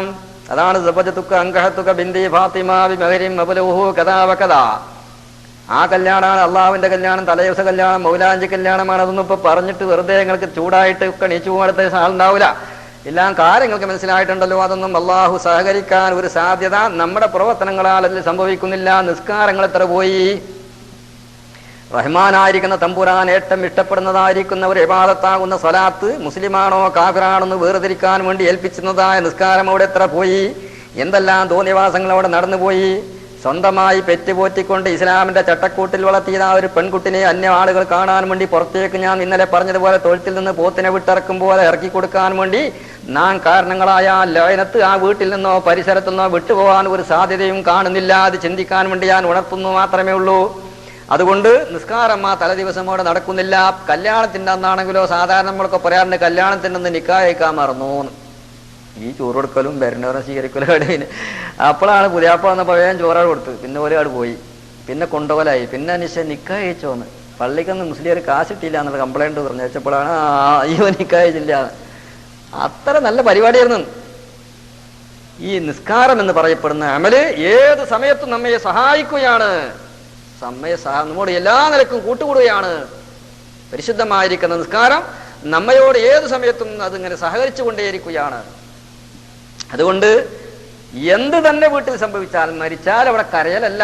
മരിച്ച സമയത്ത് നിസ്കാരം കളാമെന്ന് കണ്ടാൽ മരിച്ച ആൾക്ക് കഴിയുന്ന ശുശ്രൂഷകൾ പ്രാഥമികളൊക്കെ പെട്ടെന്ന് നൽകിയിട്ട് വേഗം പോയി നിസ്കരിക്ക്. എന്നിട്ട് മരിച്ച ആളുകൾക്ക് വേണ്ടി ഒന്ന് വാരുന്നോ, അവരെ പരലോക നന്മയ്ക്ക് വേണ്ടി. നിസ്കാരത്തിന്റെ ഉടനെ ദുആക്ക് ഉത്തരമുള്ളതായ സമയമാണ്. അപ്പൊ അതുകൊണ്ട് ഗൾഫിലേക്ക് പോരും ഒന്നും ബേജാറാവണ്ട, എല്ലാ പ്രശ്നവും പരിഹരിക്കും. ഈ വന്ന ഉടനെ എനിക്ക് ജോലി ഉണ്ടാകും, പിന്നെ ബറക്കത്തുണ്ടാകും, എല്ലാം അല്ലാതെ. പക്ഷെ ധൈര്യമാണ് കേട്ടോ, ഒരു ഉറപ്പ് വേണം മനസ്സിൽ. ഇതൊക്കെ ഇങ്ങനെ പറയണപ്പോൾ നമ്മൾ പരീക്ഷിച്ച് വെക്കാൻ. ആ പരീക്ഷണം ആദ്യം പരാജയം ഉണ്ടാവുള്ളൂ, ആദ്യം തന്നെ ആ സംഗതി പരാജയപ്പെടുള്ളൂ. ഇനി പരാജയപ്പെടുമ്പോഴും ആ ഉറപ്പ് പോകരുത്. പരാജയപ്പെടുമ്പോൾ എന്ത് ചെയ്യണം? ഈമാൻ കാര്യം ആറാമത്തെ എന്താ ഈമാൻ കാര്യം ആറാമത്തത്? നല്ലതും ചീത്തതും അള്ളാന്റെ വക്കൽന്നാണ് വിശ്വസിക്കണം. അപ്പൊ എന്തെങ്കിലും പരാജയം വരുന്നത് പിന്നെ ഇഷ്ടമില്ലെങ്കിലും അത് ആരുടെ വക്കൽന്നാ? മുയല് പറഞ്ഞു 2 റക്അത്ത് നിസ്കരിച്ച് പോയിക്കോ, എനിക്ക് ഒരു പ്രശ്നം വരില്ല, ജോലിക്കൊന്നും കുഴപ്പമൊന്നുമില്ല, ഇവിടെ ഒന്നോ ജോലി പോയി. ആ കുരുത്തക്കെട്ട മുയലാന്ന് പറഞ്ഞ കാരണം ഞാൻ ഒരു 2 ദിവസം കൂടി ഇവിടെ നിന്ന് എന്റെ പണി പോയി. അപ്പൊ തന്നെ നല്ലവനാണ് ചിന്തിക്കലെന്താ? അൽഹംദുലില്ലാഹ്, അള്ളാഹുവിന്റെ തഖ്ദീർ അങ്ങനെയാണ്. എനിക്ക് ആ പണി ആര് തന്നു? അള്ള തന്നല്ലേ. ഇനി അവന്റെ ഖജനാവിൽ എത്ര എടുക്കണം? അതൊക്കെ എന്നെ അള്ളാഹു വഷളാക്കുകയില്ല, അയിബാക്കുകയില്ല. ധൈര്യം വേണം. മനസ്സിന്റെ ഉള്ളിലാണ് ഈ കെട്ടുറപ്പ് എന്ന് പറഞ്ഞ ഉറപ്പ്. അതാണ് ഇഹ്റാം കെട്ടുക. ഇഹ്റാം കെട്ടുക നമ്മളല്ലെങ്കിൽ കെട്ടലുണ്ടോ? കയറെടുത്ത് കെട്ടലുണ്ടോ? അല്ലെങ്കിൽ ചങ്കിൽ കൂടി കൂട്ടിക്കെട്ട്, ഒന്നും കെട്ടുന്നില്ലല്ലോ, എവിടെ കെട്ടുന്ന്? മനസ്സുകൊണ്ടുള്ളൊരു കെട്ടാണ്. അതുകൊണ്ട് ഈ പരിശുദ്ധമായിരിക്കുന്ന യാത്രയുടെ മുന്നോടിയായി ചെയ്യുന്ന നിസ്കാരങ്ങൾ വളരെ സൗകര്യത്തോടുകൂടെ നമുക്ക് ചെയ്യാൻ പറ്റും. വീട്ടിൽ നിന്ന് ഒരു ഉദോടുകൂടെ പുറപ്പെടുമ്പോൾ ആ മനുഷ്യൻ അതിന്റെ മധ്യത്തിൽ വെച്ച് ആ ഉദുമറിയുന്നതിന്റെ മുമ്പായിട്ട് അള്ളാഹുവിന്റെ ഖലാഹ് വന്നു കഴിഞ്ഞാൽ അലംഘനീയമായ തീരുമാനമാണ് വന്നതെങ്കിൽ നാളെ ആഖിറത്തിൽ അവൻ ഷഹീദിന്റെ പോസ്റ്റിലാകുന്നു. ഒന്നുകൂടെ മരിക്കുന്നതായ ആളുകൾ ഷഹീദാണ്. എത്രയോ സംഭവങ്ങൾ, മരണങ്ങളൊക്കെ നടക്കാറില്ലേ? വീട്ടിൽ നിന്ന് യാത്ര പോരുന്നതായ ആളുകൾ ലക്ഷ്യത്തിലേക്ക് എത്തുന്നതിന് മുമ്പ് ഇവിടുന്ന് അങ്ങോട്ട് എത്തിയിട്ട് ഭാര്യ മക്കളെ കണ്ട് സന്തോഷം കൈമാറുന്നതിന് മുമ്പെയായി പിരിഞ്ഞുപോയ സംഭവങ്ങൾ 100 കാര്യങ്ങൾ നമ്മൾ വായിച്ചിട്ടും കേട്ടിട്ടും അനുഭവിച്ചിട്ടും ഒക്കെ ഇരിക്കുന്നില്ലേ? ആ സമയത്ത് മുഴുവനും അള്ളാഹു നമ്മുടെ കൂടെയുണ്ടെങ്കിൽ ഇന്നല്ലാഹ മഅ സാബിരീൻ, വളരെ ക്ഷമാശീലന്മാരായ ആളുകളോടുകൂടെ ആണ് പെണ്ണ ആരോ ആവട്ടെ ഇവരുടെ പിന്നാലെ അള്ളാഹു ഉണ്ട്. അള്ളാഹിന്റെ സംരക്ഷണങ്ങളും അവന്റെ വിതിർനോട്ടങ്ങളൊക്കെ ഉണ്ട്. അതുകൊണ്ട് ഇങ്ങനെ ഒരു നിസ്കാരം നമ്മൾ പ്രത്യേകമായി ശ്രദ്ധിക്കണം. പ്രതിസന്ധി ഘട്ടങ്ങളിലാണ് കൂടുതലായി നിസ്കരിക്കുക. അപ്പൊ നമ്മൾ ഉണ്ടിക്ക് പൈസ വെച്ച് എന്ന് പറഞ്ഞാൽ ആകെ ഇരുന്ന് കരഞ്ഞാൽ പറ്റൂല. 2 റക്അത്ത് ശരിക്കും നിസ്കരിക്കണ്ട. അപ്പോഴൊക്കെ നിസ്കാരത്തിന് കയ്യപ്പെട്ടുള്ള പടച്ചവനെ കായവിടെത്തിയാവോ ഈ ആദി വെപ്പിന്റെ ഇതിന്റെ മുമ്പ് അവൻ അങ്ങനെ ചെയ്തില്ല. എന്താ ഇപ്പൊ സംഭവിച്ചത്? അപ്പൊ കയ്യിനെ കെട്ടി നല്ല മുറുക്കി കെട്ടിണ്ട്, പക്ഷേ ഒരു പ്രയോജനം ചേട്ടാ. എന്നാ പിന്നെ ആദ്യം ഇരുന്ന പരിപാടിനല്ല കരയാ. അപ്പൊ ആരെങ്കിലും സാധാ പറയും പാവട്ടെ കരഞ്ഞ പൈസ പോയിന്ന്. കയ്യട്ടിയിട്ട് മനസ്സൊക്കെ അവിടെ ആകുമ്പോൾ ആരൊന്നും പറയാനുണ്ടാവില്ല. വളരെ ധൈര്യമായിട്ട് നിസ്കരിച്ചിട്ട് അള്ളാഹുവിനോട് പറയണം, പടച്ചവനെ റബ്ബന ആതിനാ ഫിദ്ദുനിയ ഹസന, അള്ളാഹു എന്നെ ദുനിയാവ് വെച്ച് വഷളാക്കല്ല തമ്പുരാനെ, എനിക്ക് നല്ലതും നല്ല നീ കൊണ്ട തമ്പുരാനെ. ഹസനത്ത് എന്ന ഒരു ചെറിയ വാക്ക് ലോകമാകമാനമുള്ള നന്മ മുഴുവനും ഉൾപ്പെടുത്തുന്നതായ അർത്ഥവ്യാപ്തി ഉള്ളതായ ഒരു ജാമിയായ കലിമത്താണ് അള്ളാഹിന്റെ റസൂല് ഖുർആൻ മുഖേന പഠിപ്പിച്ചത്. വളരെ നല്ലതായിരിക്കും, എല്ലാം നല്ലതും അതിൽ ഉൾക്കൊണ്ടല്ലോ. അപ്പൊ നമ്മുടെ പോയതായ പൈസ അതും എല്ലാം ഉൾക്കൊണ്ടു നമ്മുടെ മനസ്സുകളും. അതുകൊണ്ട് അത് വളരെ പ്രയാസകരമാണെങ്കിൽ തന്നെ അതിനു വേണ്ടി തുനിഞ്ഞാല് രക്ഷയും സമാധാനം ഉണ്ടാകും. അതുകൊണ്ട് യാത്രയുടെ മുമ്പ് ഓതേണ്ടതായിരിക്കുന്ന നിസ്കാരത്തിൽ ഓതേണ്ട സൂറത്തുകൾ ഈ 5 സൂറത്തുകളാകുന്നു. അതുപോലെ തന്നെ ഈ സൂറത്തുകൾ പ്രത്യേകമായി ഇലാഫി ഖുറൈശി എന്ന സൂറത്ത് ഓതാൻ വേണ്ടി മഹാന്മാരായ ആളുകൾ കൽപ്പിച്ചതിന്റെ ഉള്ളിൽ ഒരു രഹസ്യമുണ്ട് എന്ന് ഈ മുഫസ്സിരീങ്ങളായിരിക്കുന്ന ആളുകൾ വ്യാഖ്യാനിക്കുകയാണ്. സമയം പാടായില്ലേ? ഇനിയിപ്പോൾ അവിടെ ഇരിക്കട്ടെ. 9:30 മണി എവിടെ പോയി ഇതിന്റെ ആള് ഉറങ്ങിയ? അൽഹംദുലില്ലാഹി റബ്ബിൽ ആലമീൻ, അൽഹംദുലില്ലാഹി അല്ലദീ ഹദാനാ ലിഹാദാ മാ കുന്നാ ലിനഹ്തദിയ ലൗലാ അൻ ഹദാനല്ലാഹ് വസ്സലാത്തു വസ്സലാമു അലാ അശ്റഫിൽ മുർസലീന വഅലാ ആലിഹി വസഹാബിഹിൽ ഫായിദീന ബിറിദല്ലാഹി മാ ബഅദ്. إن أريد إلا الإصلاح ما استطعت وما توفيقي إلا بالله عليه توكلت وإليه منيب. സർവശക്തനായ അല്ലാഹു സുബ്ഹാനഹു വ തആല നാം ഒരുമിച്ച് കൂടിയതും പിരിഞ്ഞു പോകുന്നതെല്ലാം സാലിഹമലാക്കി തീർക്കട്ടെ. നമ്മുടെ ചെറുതും വലുതുമായ എല്ലാ ദോഷങ്ങളും അല്ലാഹു പുറത്തുവരുമാറാവട്ടെ. വാഹിരും ബാത്തിനും മാനസികവും ശാരീരികവുമായ രോഗങ്ങളെ അല്ലാഹു തആല ശിഫയാക്കി തരട്ടെ. ഖൈറായ എല്ലാ മുറാദുകളും അല്ലാഹു ഹാസിലാക്കട്ടെ. അവസാനം പരിപൂർണ്ണ ഈമാനോട് നയിക്കുന്ന സജ്ജനങ്ങളിൽ അല്ലാഹുവിന്റെ മഹദായ പൊതു കൊണ്ട് നമ്മയും എല്ലാ മുഅ്മിനീങ്ങളെയും ഉൾപ്പെടുത്തി അനുഗ്രഹിക്കുമാറാവട്ടെ. യാത്ര പുറപ്പെടുന്നതിൻ്റെ മുമ്പ് 2 റക്അത്ത് നിസ്കരിക്കൽ പ്രത്യേകമായ സുന്നത്താകുന്നു. എല്ലാ ഹലാലായ യാത്രയിലും പ്രത്യേകിച്ച് പരിശുദ്ധമായ ഹജ്ജ് യാത്രക്ക് പുറപ്പെടുന്നതിൻ്റെ മുമ്പ് 2 റക്അത്ത് നമസ്കരിക്കുക. അതിൽ പ്രത്യേകമായി 5 സൂറത്തുകൾ ഓതൽ സുന്നത്തുണ്ട്. ഏതൊക്കെ 5 സൂറത്ത്? 5 സൂറത്തുകൾ ഏതാ? ലീലാഫി ഖുറൈശ്, പിന്നെ ഖുൽ യാ അയ്യുഹൽ കാഫിറൂന, ഖുൽ ഹുവല്ലാഹു അഹദ്, ഖുൽ അഊദു ബിറബ്ബിൽ ഫലഖ്, ഖുൽ അഊദു ബിറബ്ബിൻ നാസ്. ഒന്നാമത്തെ റക്അത്തിൽ ഓതേണ്ട സൂറത്തുകൾ ലീലാഫി ഖുറൈശ്, ഖുൽ യാ അയ്യുഹൽ കാഫിറൂന, ഖുൽ അഊദു ബിറബ്ബിൽ ഫലഖ്. രണ്ടാമത്തേതിൽ ഖുൽ ഹുവല്ലാഹു അഹദ്, ഖുൽ അഊദു ബിറബ്ബിൻ നാസ്. ഇങ്ങനെ 5 സൂറത്തുകൾ ഓതി 2 റക്അത്ത് യാത്രയുടെ തുടക്കത്തിൽ നമസ്കരിക്കുക എന്നുള്ളത് ഏതൊരു മനുഷ്യനും അവന്റെ വീട്ടിൽ നിന്ന് പോകുമ്പോൾ ആ വീട് കാവലിന് വേണ്ടി സൂക്ഷിക്കപ്പെടുന്ന അതല്ലെങ്കിൽ ഏൽപ്പിക്കപ്പെടുന്ന വസ്തുക്കളിൽ വെച്ച് ഏറ്റവും ശ്രേഷ്ഠമായതും ഉപകാരപ്രദമായതും ഈ 2 റക്അത്ത് നമസ്കാരമാണെന്ന് മഹാനായ റസൂലുള്ളാഹി സ്വല്ലല്ലാഹു അലൈഹി വസല്ലം തങ്ങൾ പറഞ്ഞു. മാ ഖല്ലഫ അഹദും മിൻ ദാഖിലിഹി അഫ്ളല മിൻ റക്അത്തൈനി യർകഉഹുമാ ഇൻദഹും ഹീന യുരീദു സഫറ. യാത്രയുടെ സമയത്ത് സ്വന്തമായ കുടുംബത്തിന് വേണ്ടി അഹലുകാരുടെ അരികിൽ ഉപേക്ഷിച്ചു പോകുന്ന അതല്ലെങ്കിൽ അവരെ സൂക്ഷിക്കാൻ ഏൽപ്പിച്ചു പോകുന്നതിൽ വെച്ച് ഏറ്റവും ഗുണകരമായതും ഉപകാരപ്രദമായതും ഈ 2 റക്അത്ത് നമസ്കാരമാകുന്നു. എന്ന് നബിയുനാ റസൂലുള്ളാഹി സ്വല്ലല്ലാഹു അലൈഹി വസല്ലം പറഞ്ഞു. ആ നിസ്കാരത്തിന്റെ ശേഷമായി അവിടെ തന്നെ ഇരുന്നു കൊണ്ട് ആയത്തുൽ കുർസി ഓതുക. യുസ്തഹബ്ബു അൻ യഖറഅ ബഅദ സലാമിഹി. ആയത്തുൽ കുർസി എന്ന് പറയപ്പെടുന്ന ഒരു പ്രത്യേകമായ ഒരു ആയത്തുണ്ട് പരിശുദ്ധമായ ഖുർആനിൽ. അധികം ആളുകൾക്കും അതറിയാം. അതുപോലെ തന്നെ നേരത്തെ നമസ്കാരത്തിൽ ഓതിയതായ ഇലാഫി ഖുറൈശ് എന്ന സൂറത്ത് ഓതുക. ഇതെല്ലാം ധാരാളം ഹദീസുകളെ കൊണ്ട് സ്ഥിരപ്പെട്ടതും ആകുന്നു. ആരെങ്കിലും യാത്ര പുറപ്പെടുന്നതിന്റെ മുമ്പായി നമസ്കാരത്തിന്റെ ശേഷം വീട്ടിൽ വെച്ചുകൊണ്ട് അല്ലെങ്കിൽ അവന്റെ പാർപ്പിടത്തിൽ വെച്ച് ആയത്തുൽ കുർസി ഓതിയാൽ നബിതങ്ങൾ പറയുകയാണ് ലം യസ്ബുഹു ശൈഉൻ യക്റഹുഹു ഹത്താ യർജിഅ. കാര്യങ്ങളും സംഭവിക്കുകയില്ല. അത്ര വലിയ മഹത്വമുള്ളതാകുന്നു. ലീലാഫി ഖുറൈശ് എന്ന സൂറത്ത് ഓതുന്ന ആളുകൾക്ക് യാത്രയിൽ ഭക്ഷണ സംബന്ധമായി ഒരു പ്രയാസവും നേരിടുകയില്ല. ഒരു കാരണവശാലും ഭക്ഷണത്തിന്റെ കാര്യത്തിൽ വിഷമിക്കേണ്ടി വരികയില്ല. അതിൽ ഭക്ഷണത്തെ സൂചിപ്പിച്ചുകൊണ്ട് ഒരു വാചകം അല്ലാഹു പറഞ്ഞിരിക്കുന്നു. ലീലാഫി ഖുറൈശിൻ ഈലാഫിഹിം റിഹ്ലത്തശ് ശിതാഇ വസ്സൈഫ് ഫൽയഅ്ബുദൂ റബ്ബ ഹാദൽ ബൈത്തില്ലദീ അത്അമഹും മിൻ ജൂഅ് ഫൽയഅ്ബുദൂ റബ്ബ ഹാദൽ ബൈത്ത്. ഈ പരിശുദ്ധമായ കഅബത്തിന്റെ നാഥനായ അല്ലാഹുവിനെ ആ ജനങ്ങൾ ആരാധിക്കട്ടെ. എങ്ങനെയുള്ള അല്ലാഹുവാണ്? റബ്ബ ഹാദൽ ബൈത്ത് അല്ലദീ അത്അമഹും. ആ അല്ലാഹുവാണ് അവർക്ക് ഭക്ഷണം നൽകുന്നവൻ. മിൻ ജൂഅ്, അവരുടെ വിഷമ സമയങ്ങളിൽ വിശപ്പ് തീർക്കാൻ വേണ്ടി ആഹാരം കൊടുക്കുന്നവൻ അല്ലാഹുവാണ്. അപ്പോ വിശപ്പ് ഭക്ഷണം കഴിച്ചത് കൊണ്ടായില്ല, വിശപ്പ് തീർക്കാൻ വേണ്ടി ഭക്ഷണം കഴിക്കുന്നത് കൊണ്ട് വിശപ്പ് തീരുന്ന ഒരു ശക്തി അതിലുണ്ടാവണം. ചില ആളുകൾക്ക് എത്ര തിന്നാലും വിശപ്പ് തീരുകയില്ല. ചിലർ പറയാറുണ്ടല്ലോ എത്ര തിന്നാലും വിശപ്പ് തീരുന്നില്ല. പക്ഷേ വയറിന്റെ ഉള്ളിൽ സ്ഥലമില്ലാത്തത് കൊണ്ട് ഭക്ഷണം കഴിക്കുന്നത് കൊണ്ട് വിശപ്പ് തീരുക എന്നുള്ളതും അള്ളാഹു തരേണ്ടതാവുന്നു. വിശപ്പടക്കാനുള്ള മാധ്യമങ്ങൾ അള്ളാഹു സഹായിക്കും പോലെ വിശപ്പ് തീർക്കാനുള്ളതായ കഴിവും അള്ളാഹു തരണം. ഒരുപാട് ഭക്ഷണം കഴിച്ചിട്ട് നമുക്ക് വിശപ്പടങ്ങുന്നില്ല. പക്ഷേ സാധനം അങ്ങോട്ട് എത്തിയിട്ട് സഞ്ചരിക്കാനുള്ള സൗകര്യങ്ങൾ നഷ്ടപ്പെട്ടാലും ആഹാരം കഴിച്ചുകൊണ്ട് നമ്മുടെ ആഗ്രഹം അടങ്ങുന്നില്ല. അതും അള്ളാഹു തരേണ്ടവനാകുന്നു. അതാണ് അള്ളാഹു പ്രത്യേകമായി ഓർമ്മപ്പെടുത്തിയത്.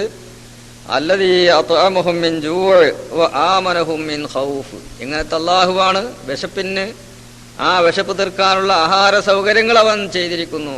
ഈ സൂറത്ത് ഏത് സമയത്തും ഭക്ഷണം കഴിച്ചാൽ 3 പ്രാവശ്യം ഓതൽ സുന്നത്താകുന്നു. സാധാരണയുള്ള ആളുകൾക്ക്, യാത്ര പോകാത്ത ആളുകൾക്കും പോകുന്നവർക്കൊക്കെ ഭക്ഷണത്തിന്റെ ശേഷമായി 3 പ്രാവശ്യം അൽഹംദുലില്ലാഹി റബ്ബിൽ ആലമീൻ അല്ലദീ അത്അമനി ഹാദാ ത്വആം വറസഖനീഹി മിൻ ഗൈരി ഹൗലിൻ മിന്നി വലാ ഖുവ്വത ഇല്ലാ ബില്ലാഹിൽ അലിയിൽ അളീം اللهم أطعم من أطعمني واسق من سقاني من طعام الجنة اللهم بارك لهم في شرابنا وشرابهم وطعامنا وطعامهم. നബി തങ്ങളുടെ ദുആയാണിത് ഭക്ഷണത്തിന്റെ ശേഷമായിട്ട്. നാം ഓരോരുത്തരും ചിന്തിക്കാനും പഠിക്കാനും വേണ്ടിയാണ് ഇത് ഓർമ്മപ്പെടുത്തുന്നത്. നിങ്ങൾ ശ്രദ്ധിക്കണം. ഏത് സമയത്തും ഭക്ഷണം കഴിച്ചാൽ ലോകത്തിന്റെ നേതാവ് പഠിപ്പിക്കുകയാണ്. മുഅല്ലിമുൽ ആലം, നന്മയ്ക്ക് വേണ്ടി വസിക്കുന്ന നബി തങ്ങൾ പഠിപ്പിക്കുകയാണ്. എന്താ പഠിപ്പിക്കുന്നത്? അൽഹംദുലില്ലാഹ്, സർവസ്തുതിയും അല്ലാഹുവിനാണ്. നമ്മൾ ഓരോരുത്തരും ചിന്തിക്കേണ്ടത് എന്താ? ഞാൻ ഭക്ഷണത്തിന്റെ പ്രാഥമികമായ മര്യാദകൾ എന്തൊക്കെ പാലിക്കുന്നുണ്ട് എന്ന് ആലോചിക്കാൻ വേണ്ടിയാണ് ഞാനിത് സൂചിപ്പിക്കുന്നത്. ഭക്ഷണത്തിന്റെ തുടക്കത്തിൽ ബിസ്മില്ലാഹിർ റഹ്മാനിർ റഹീം എന്ന് പറഞ്ഞുകൊണ്ടാണ് മുസ്ലിമീങ്ങൾ ആണും പെണ്ണൊക്കെ ഭക്ഷണം കഴിക്കേണ്ടത്. ഏത് സമയത്തും അത് ചെല്ലാം, ഒരു പ്രശ്നവുമില്ല. എന്താ പറയുന്നത്? റഹ്മാനും റഹീമുമായ റബ്ബിന്റെ സഹായത്തോടുകൂടെയാണ് ഈ ഭക്ഷണം കഴിക്കുന്നത്. അള്ളാഹിന്റെ സഹായം ഇല്ലെങ്കിൽ എന്റെ ഭക്ഷണം കഴിക്കാൻ കഴിയുകയില്ല.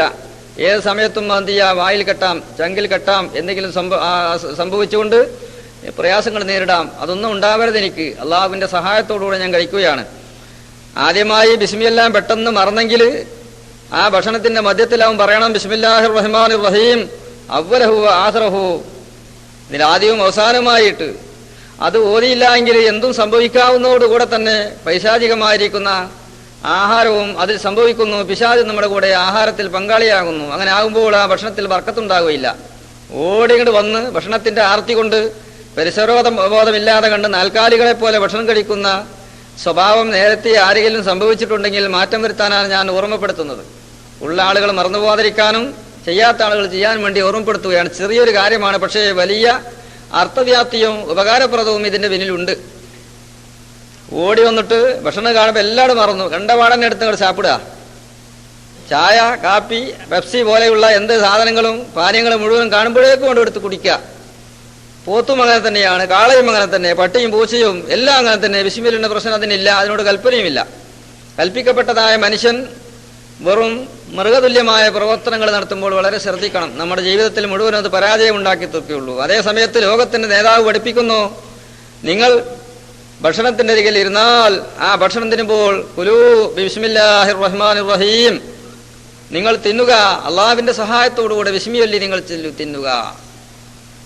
നാം ഈ ലോകത്ത് എന്തെല്ലാം സാധനങ്ങൾ ഭക്ഷിക്കുന്നുണ്ട്, ഹലാലായ സാധനം മുഴുവൻ നമ്മൾ കഴിക്കുന്നവരാരും അത് ചില കാരണം കൊണ്ട് ഉപേക്ഷിച്ചു എന്ന് മാത്രമേ ഉള്ളൂ. നമുക്ക് കഴിക്കാം. ആ സാധനങ്ങളുടെ സ്വഭാവം അത് മുഴുവൻ ഇവിടെ അള്ളാഹ്ക്ക് തസ്ബീഹ് ചെല്ലുന്ന സാധനങ്ങളാണ്. വൈമിൻ ശൈഇൻ ഇല്ലാ യുസബ്ബിഹു ബിഹംദിഹി വലാകിൻ ലാ തഫ്ഖഹൂന തസ്ബീഹഹും ഇന്നഹു കാന ഹലീമൻ ഗഫൂറ. അള്ളാഹു പറയുകയാണ്, എല്ലാ സാധനങ്ങളും അള്ളാഹുവിന് തസ്ബീഹ് ചെയ്യുന്നത്. തുസബ്ബിഹുൽ ലൈതാനു ഫിൽ മാ വഫിൽ ഫലാ റുഹൂശും വതൈറും ഫിൽ ഹവായി മുസഖറൂ. അന്തരീക്ഷത്തിലൂടെ പറക്കുന്ന പറവകള്, ഭൂമിയിലൂടെ സഞ്ചരിക്കുന്ന പ്രാണികൾ, ഏവകള്, വാനലോകത്ത് താമസിക്കുന്നതായ എല്ലാ ജീവികളും അള്ളാഹുവിന് തസ്ബീഹ് ചൊല്ലുകയാണ്. എല്ലാ സാധനങ്ങളും അള്ള പറയുന്നു, ഇമ്മിൻ ഷൈഇൻ, ഒരു സാധനവുമില്ല, ഇല്ലാ യുസബ്ബിഹു ബിഹംദിഹി, അതിനോട് ബന്ധപ്പെടുന്നതായ തസ്ബീഹുകൾ അതിൻ്റെതായ ഭാഷയിൽ അത് ഉച്ചരിക്കുമ്പോൾ വലാകിൻ ലാ തഫ്ഖഹൂന തസ്ബീഹഹും, അത് എങ്ങനെയാണ് തസ്ബീഹ് ചൊല്ലുക എന്നതിന്റെ ഭാഷയുടെ അതിന്റെ അർത്ഥം നിങ്ങൾക്കറിയാത്തത് കൊണ്ട് നിങ്ങൾക്കത് മനസ്സിലാകുന്നില്ല. അതിന്റെ വായിൽ വരുന്നതായ ശബ്ദം അത് തസ്ബീഹിന്റെ വാക്കാണോ അല്ലേ എന്ന് നിങ്ങൾക്ക് അറിഞ്ഞുകൂടാ. അതുകൊണ്ട് എല്ലാ സാധനങ്ങളും ഉണ്ട്. അങ്ങനത്തെ ഒരു സാധനത്തിനെ പിടിച്ച് ഭക്ഷിക്കുമ്പോൾ ബുദ്ധിജീവിയായിരിക്കുന്ന തന്റെ ഇടമുള്ളവനും വകതിരിവും ബോധവും ഉള്ളതായ ഒരു വ്യക്തി, ഒരു പ്രത്യേകമായ ഒരു നേതൃത്വത്തിന്റെ അംഗീകാരമുള്ള അനുകരണമുള്ളതായ ഒരു വ്യക്തി ബിസ്മില്ലാതെ കണ്ട് തിന്നുമ്പോൾ അത് വെറും നാൽക്കാലിയാണോ, അത് അതിനേക്കാണ് പിടിച്ചു പോയോ എന്നാ പിന്നെ ചിന്തിക്കാനുള്ളത്. അതുകൊണ്ട് ഓടികൾ വന്നിരുന്നിട്ട് ഇതിൽ കാണുമ്പോൾ എല്ലാവരും മറന്നു വേഗം ശാപ്പിടുക. ആ ശാപ്പിടുമ്പോൾ തന്നെ പിശാച് പങ്കെടുത്തു. പിന്നെ മദ്യത്തിൽ ബിസ്മില്ല എന്ന സ്വഭാവം നമുക്കില്ല. അങ്ങനെ അത് കഴിഞ്ഞാൽ 3 പ്രാവശ്യം ബിസ്മി ആവർത്തിക്കലുണ്ട്. 3 വിട്ടിട്ട് ഒറ്റ പ്രാവശ്യങ്ങൾ നിങ്ങൾ ഓതിയാൽ എല്ലാവരും ഓതാത്തവരും മുഴുവനും രക്ഷപ്പെട്ടു ഓതുന്ന ആളുകൾക്ക് നിയമത്തുകൾ ദായിമിയാക്കാനും കഴിയും. അത് കഴിഞ്ഞാൽ പിന്നെ നബിതങ്ങൾ പറയുകയാണ്, എന്താ പറയുന്നത്? അൽഹംദുലില്ലാഹ്, സർവ്വവും അള്ളാഹുവിനുള്ളതാകുന്നു. അള്ളാഹുവിന്റെ കഴിവ് കൊണ്ട് ഞാൻ ഈ കൊടുന്നു വെച്ചതായ ഭക്ഷണം ഒരു പ്രയാസം കൂടാതെ കഴിച്ചു. അത് ചങ്കിൽ കുടുങ്ങിയില്ല, എല്ലാം കഴിച്ചു, എന്റെ ആമാശത്തിൽ ചേർന്നു, എന്റെ വിശപ്പുകൾ തീർന്നു, എനിക്കൊരു ഉന്മേഷവും ഉഷാറും ഉണ്ടായി, നല്ലതായിരിക്കുന്ന ഒരു ഉന്മേഷവാനായി. ഭക്ഷണമൊക്കെ കഴിച്ചു പോകുമ്പോൾ വളരെ ക്ഷീണിതരായൊന്ന്, വിശന്നിട്ട് ദാഹിച്ച് പ്രയാസപ്പെട്ടിരുന്നു. പക്ഷേ ഇതങ്ങോട്ട് കഴിഞ്ഞപ്പോൾ അൽഹംദുലില്ലാഹ്, എന്തൊരു സന്തോഷമാണ്. അള്ളാഹുവിനാണ് സ്തുതി. അവന്റെ കഴിവില്ലായിരുന്നുവെങ്കിൽ, എന്തെങ്കിലും സംഭവിച്ചിരുന്നുവെങ്കിൽ പടച്ചവനെ ഞാനിങ്ങനെയാണ് ഈ നിലപാടിലെത്തുക. എന്നിട്ട് പിന്നെ പറയുന്നു, അൽഹംദുലില്ലാഹ് അല്ലദീ അത്അമനി ഹാദ തഅമ വറസഖനീഹി മിൻ ഗൈരി ഹൗലി മിന്നീ, ഈ ഭക്ഷണം എനിക്ക് നൽകിയവനും ഭക്ഷിപ്പിച്ചവനും അള്ളാഹു ആകുന്നു. ഇതിനെനിക്ക് നൽകി മിൻ ഗൈരി ഹൗലി മിന്നീ, എന്റെ പ്രവർത്തനങ്ങളെ കൊണ്ടൊന്നുമല്ല, എന്റെ കഴിവ് കൊണ്ടല്ല. എല്ലാ സബബുകളും അള്ളാഹു തആല ഉണ്ടാക്കി തീർത്ത സബബ് ഞാൻ ഉപയോഗപ്പെടുത്തി. ആ കാരണങ്ങളാൽ എന്റെ കാര്യങ്ങളൊക്കെ പൂർണ്ണമായി സന്തോഷവാനായി. അതുകൊണ്ട് പടച്ചവനെ, ആരാണ് എനിക്ക് നൽകിയത്, ആരാ ഇതിന് സബബ് ഒരുക്കിയതെങ്കിൽ അവർക്കൊക്കെ നീ ബർക്കത്ത് ചെയ്യണം. എനിക്ക് വെള്ളം നൽകിയവനും എനിക്ക് ഭക്ഷണം നൽകിയവനൊക്കെ നീ ബർക്കത്ത് ചെയ്യണമെന്ന് നബി തങ്ങൾ ദ്വാരക്കുകയാണ്. തന്നെയുമല്ല, വസ്തുമൻ സഖാനി വാതിമൻ അത്അമനി മിൻ തആമിൽ ജന്നത്തി വശറാബിഹാ, അല്ലാഹുവേ, സ്വർഗീയമായ ഭക്ഷണങ്ങളും വെള്ളങ്ങളൊക്കെ എനിക്ക് ഭക്ഷണം നൽകിയവനും എനിക്ക് അതുപോലെ തന്നെ പാനീയം നൽകിയവനും സൗകര്യങ്ങളൊക്കെ ചെയ്തവന് നീ നൽകണം, എനിക്കും അതുപോലെ നീ നൽകണമെന്ന് അള്ളാഹുവിനോട് ഇങ്ങനെ ദ്വാരക്കുകയാണ്. സഹോദര, ഇതൊക്കെ മുസ്ലിമായ ഒരു ആണ് പെണ്ണിന്റെ സാധാരണ മര്യാദകളിൽ വേണ്ടതാണ്. അവന്റെ ജീവിതത്തിന്റെ എല്ലാ തുറകളിലും ഇറങ്ങി വരേണ്ടതാകുന്നു. ഒരു ദിവസത്തിൽ 2-3 പ്രാവശ്യം ഇങ്ങനെയൊക്കെ പറയുമ്പോൾ ഏതെങ്കിലും ഒരു പ്രാവശ്യം അള്ളാഹു കബൂലാക്കിയെങ്കിൽ നമ്മൾ നല്ല മനുഷ്യരായി. അതുകൊണ്ടാണ് ഏത് സമയത്തും ഭക്ഷണം കഴിഞ്ഞാൽ അവൻ ലീലാഫി ഖുറൈശി എന്ന സൂറത്ത് ഏറ്റവും ചുരുങ്ങിയത് 3 പ്രാവശ്യം ഓതുക. ഒരു പ്രാവശ്യമെങ്കിലും നമ്മുടെ ജീവിതത്തിൽ നിന്നും പതിവുണ്ടാവാനും വേണ്ടി ഞാൻ ഉണർത്തുകയാണ്. അങ്ങനെ വന്നാൽ ജീവിതത്തിൽ എവിടെയും ഭക്ഷണത്തിന്റെ പ്രശ്നം അവനത് സംഭവിക്കുകയില്ല. നമ്മുടെ ഓർമ്മയിൽ ഒരു പക്ഷേ അങ്ങനെ ഒന്നും സംഭവിച്ചിട്ടുണ്ടാവുകയില്ല. സംഭവിച്ചാൽ എന്തൊരു പരിഹാരമാണുള്ളത്? അല്ലാഹു സുബ്ഹാനഹു വ തആല ഭക്ഷണ കാര്യങ്ങൾ മുഴുവൻ ഇടുക്കമാക്കി.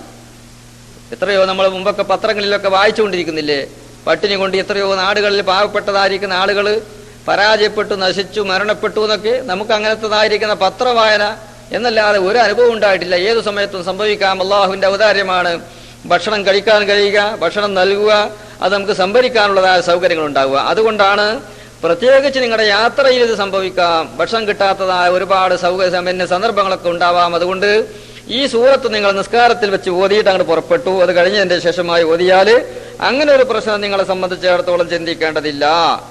അതുപോലെ തന്നെയാണ് ആയത്തുൽ കുർസി നിങ്ങൾ ഓതിയാൽ എല്ലായിടങ്ങളിലും പൂർണ്ണമായ സമാധാനങ്ങളും സംരക്ഷണങ്ങളും ഉണ്ടാകും. എന്തുകൊണ്ട്? ആയത്തുൽ കുർസി എന്നുള്ളത് രണ്ട് പ്രത്യേകമായിരിക്കുന്ന ഇസ്മുകളെ കൊണ്ടാണ് തുടങ്ങുന്നത്. അള്ളാഹുവിന്റെ പ്രത്യേകമായ ഇസ്മുകൾ, പേരുകൾ, ആ നാമങ്ങൾ ഇസ്മുൽ ആസമിൽ പെട്ടതാണെന്ന് പറയപ്പെടുകയാണ്. ഹയ്യ്, ഖയ്യൂം എന്ന് പറയപ്പെടുന്ന രണ്ട് നാമങ്ങളെ കൊണ്ടാണ് തുടങ്ങുന്നത്. എന്താ ആയത്തുൽ കുർസിയുടെ തുടക്കം?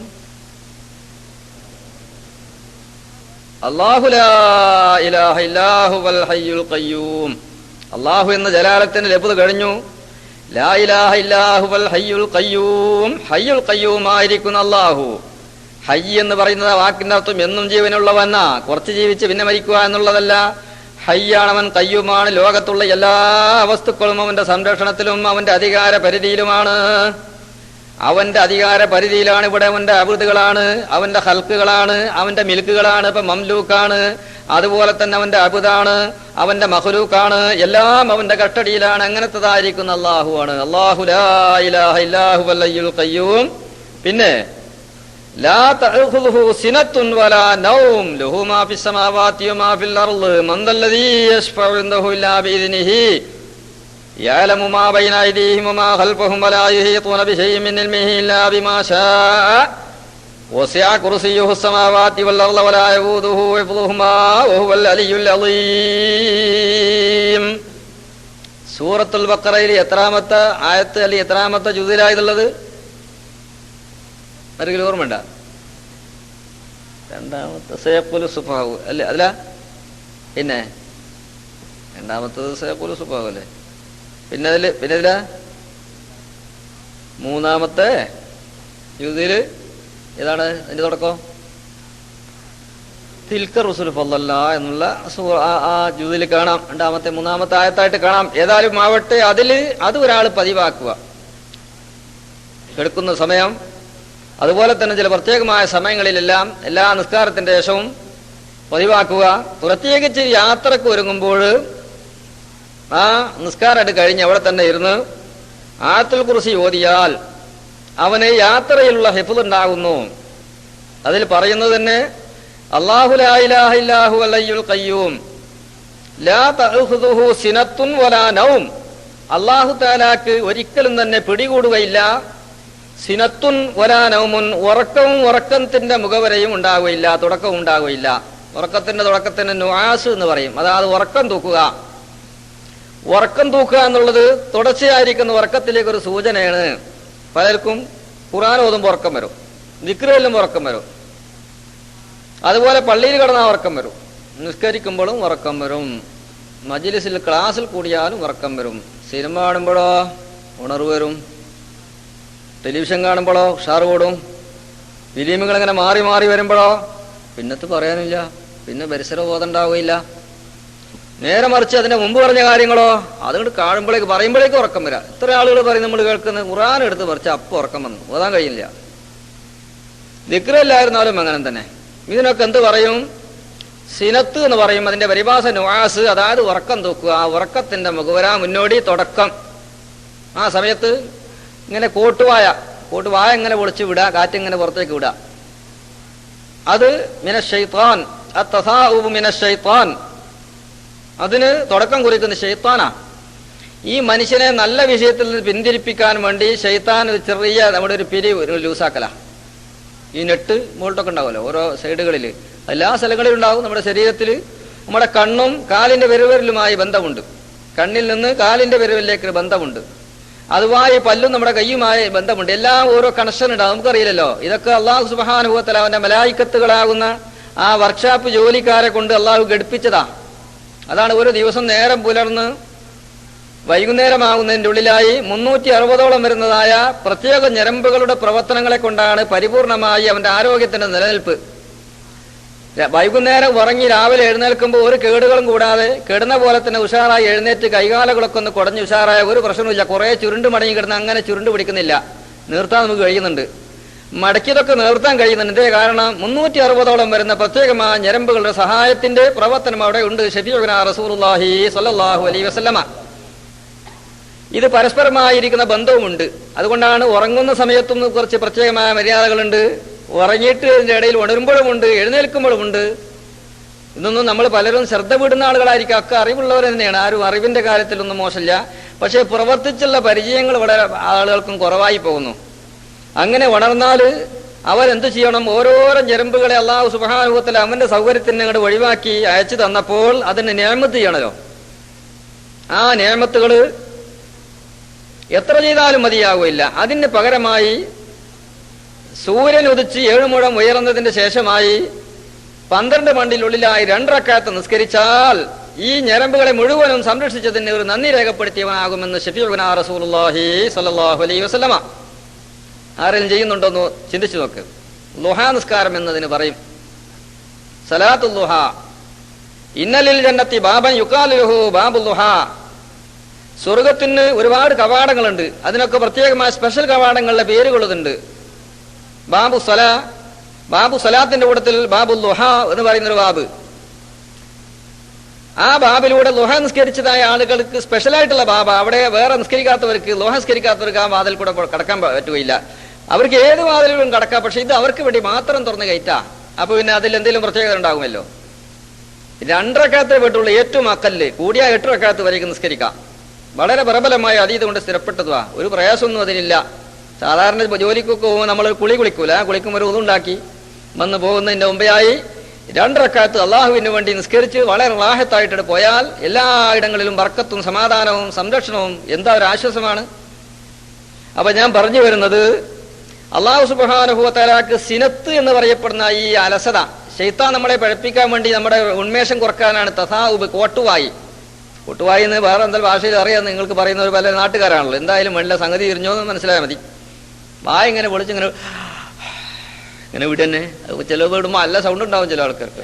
ചില ആളുകൾ തുമ്പിയുണ്ടെങ്കിൽ ഇവിടെ പള്ളി ഒരുക്കും, ചെറിയ മനുഷ്യന്മാരേക്കാറ്, പക്ഷെ അവിടെ ഭയങ്കര സൗണ്ട്. അതൊക്കെ ഒരു പ്രകൃതിയാണ്. ശൈത്താൻ ഇതാ തഥാഅബ അഹദുക്കും, നിങ്ങൾ ഒരാൾ കൂട്ടുവായിട്ടാൽ അതിനെ അവൻ എന്ത് ചെയ്യണം? പ്രതിരോധിക്കണം, ഇല്ലാതെയാക്കണം. മസ്തത്വ അവന്റെ കഴിവനുസരിച്ച് കഴിയുന്ന ചുണ്ട് ഇങ്ങനെ കൂട്ടുക. ചുണ്ട് കൂട്ടില്ലെങ്കിൽ കയ്യിന്റെ എന്ത് ചെയ്യുക? പിൻഭാഗം കൊണ്ടിട്ട് പൊത്തിപ്പിടിക്കുക. അത് ആ കാറ്റ് ഇങ്ങോട്ട് പുറത്തേക്ക് ചാടാതെ കാറ്റ് ഉള്ളിലേക്ക് തന്നെ തള്ളിവിടാൻ വേണ്ടിയിട്ട്. പുറത്തേക്ക് കാറ്റ് പോയാൽ വീണ്ടും അയവുകൾ വരും, ഞരമ്പുകൾക്ക് അയവ് വരും, അതിന് കുറച്ച് ഒരു തളർച്ച വരും. അപ്പൊ വീണ്ടും കൂട്ടുവായി വരും. ഈ പിൻഭാഗം കൊണ്ട് കൂട്ടിപ്പിടിച്ചിട്ട് മുഴുവൻ ഉള്ളിലേക്ക് പോകുന്നില്ല എങ്കിൽ വായ കൊണ്ട് പൊത്തിപ്പിടിക്കുക.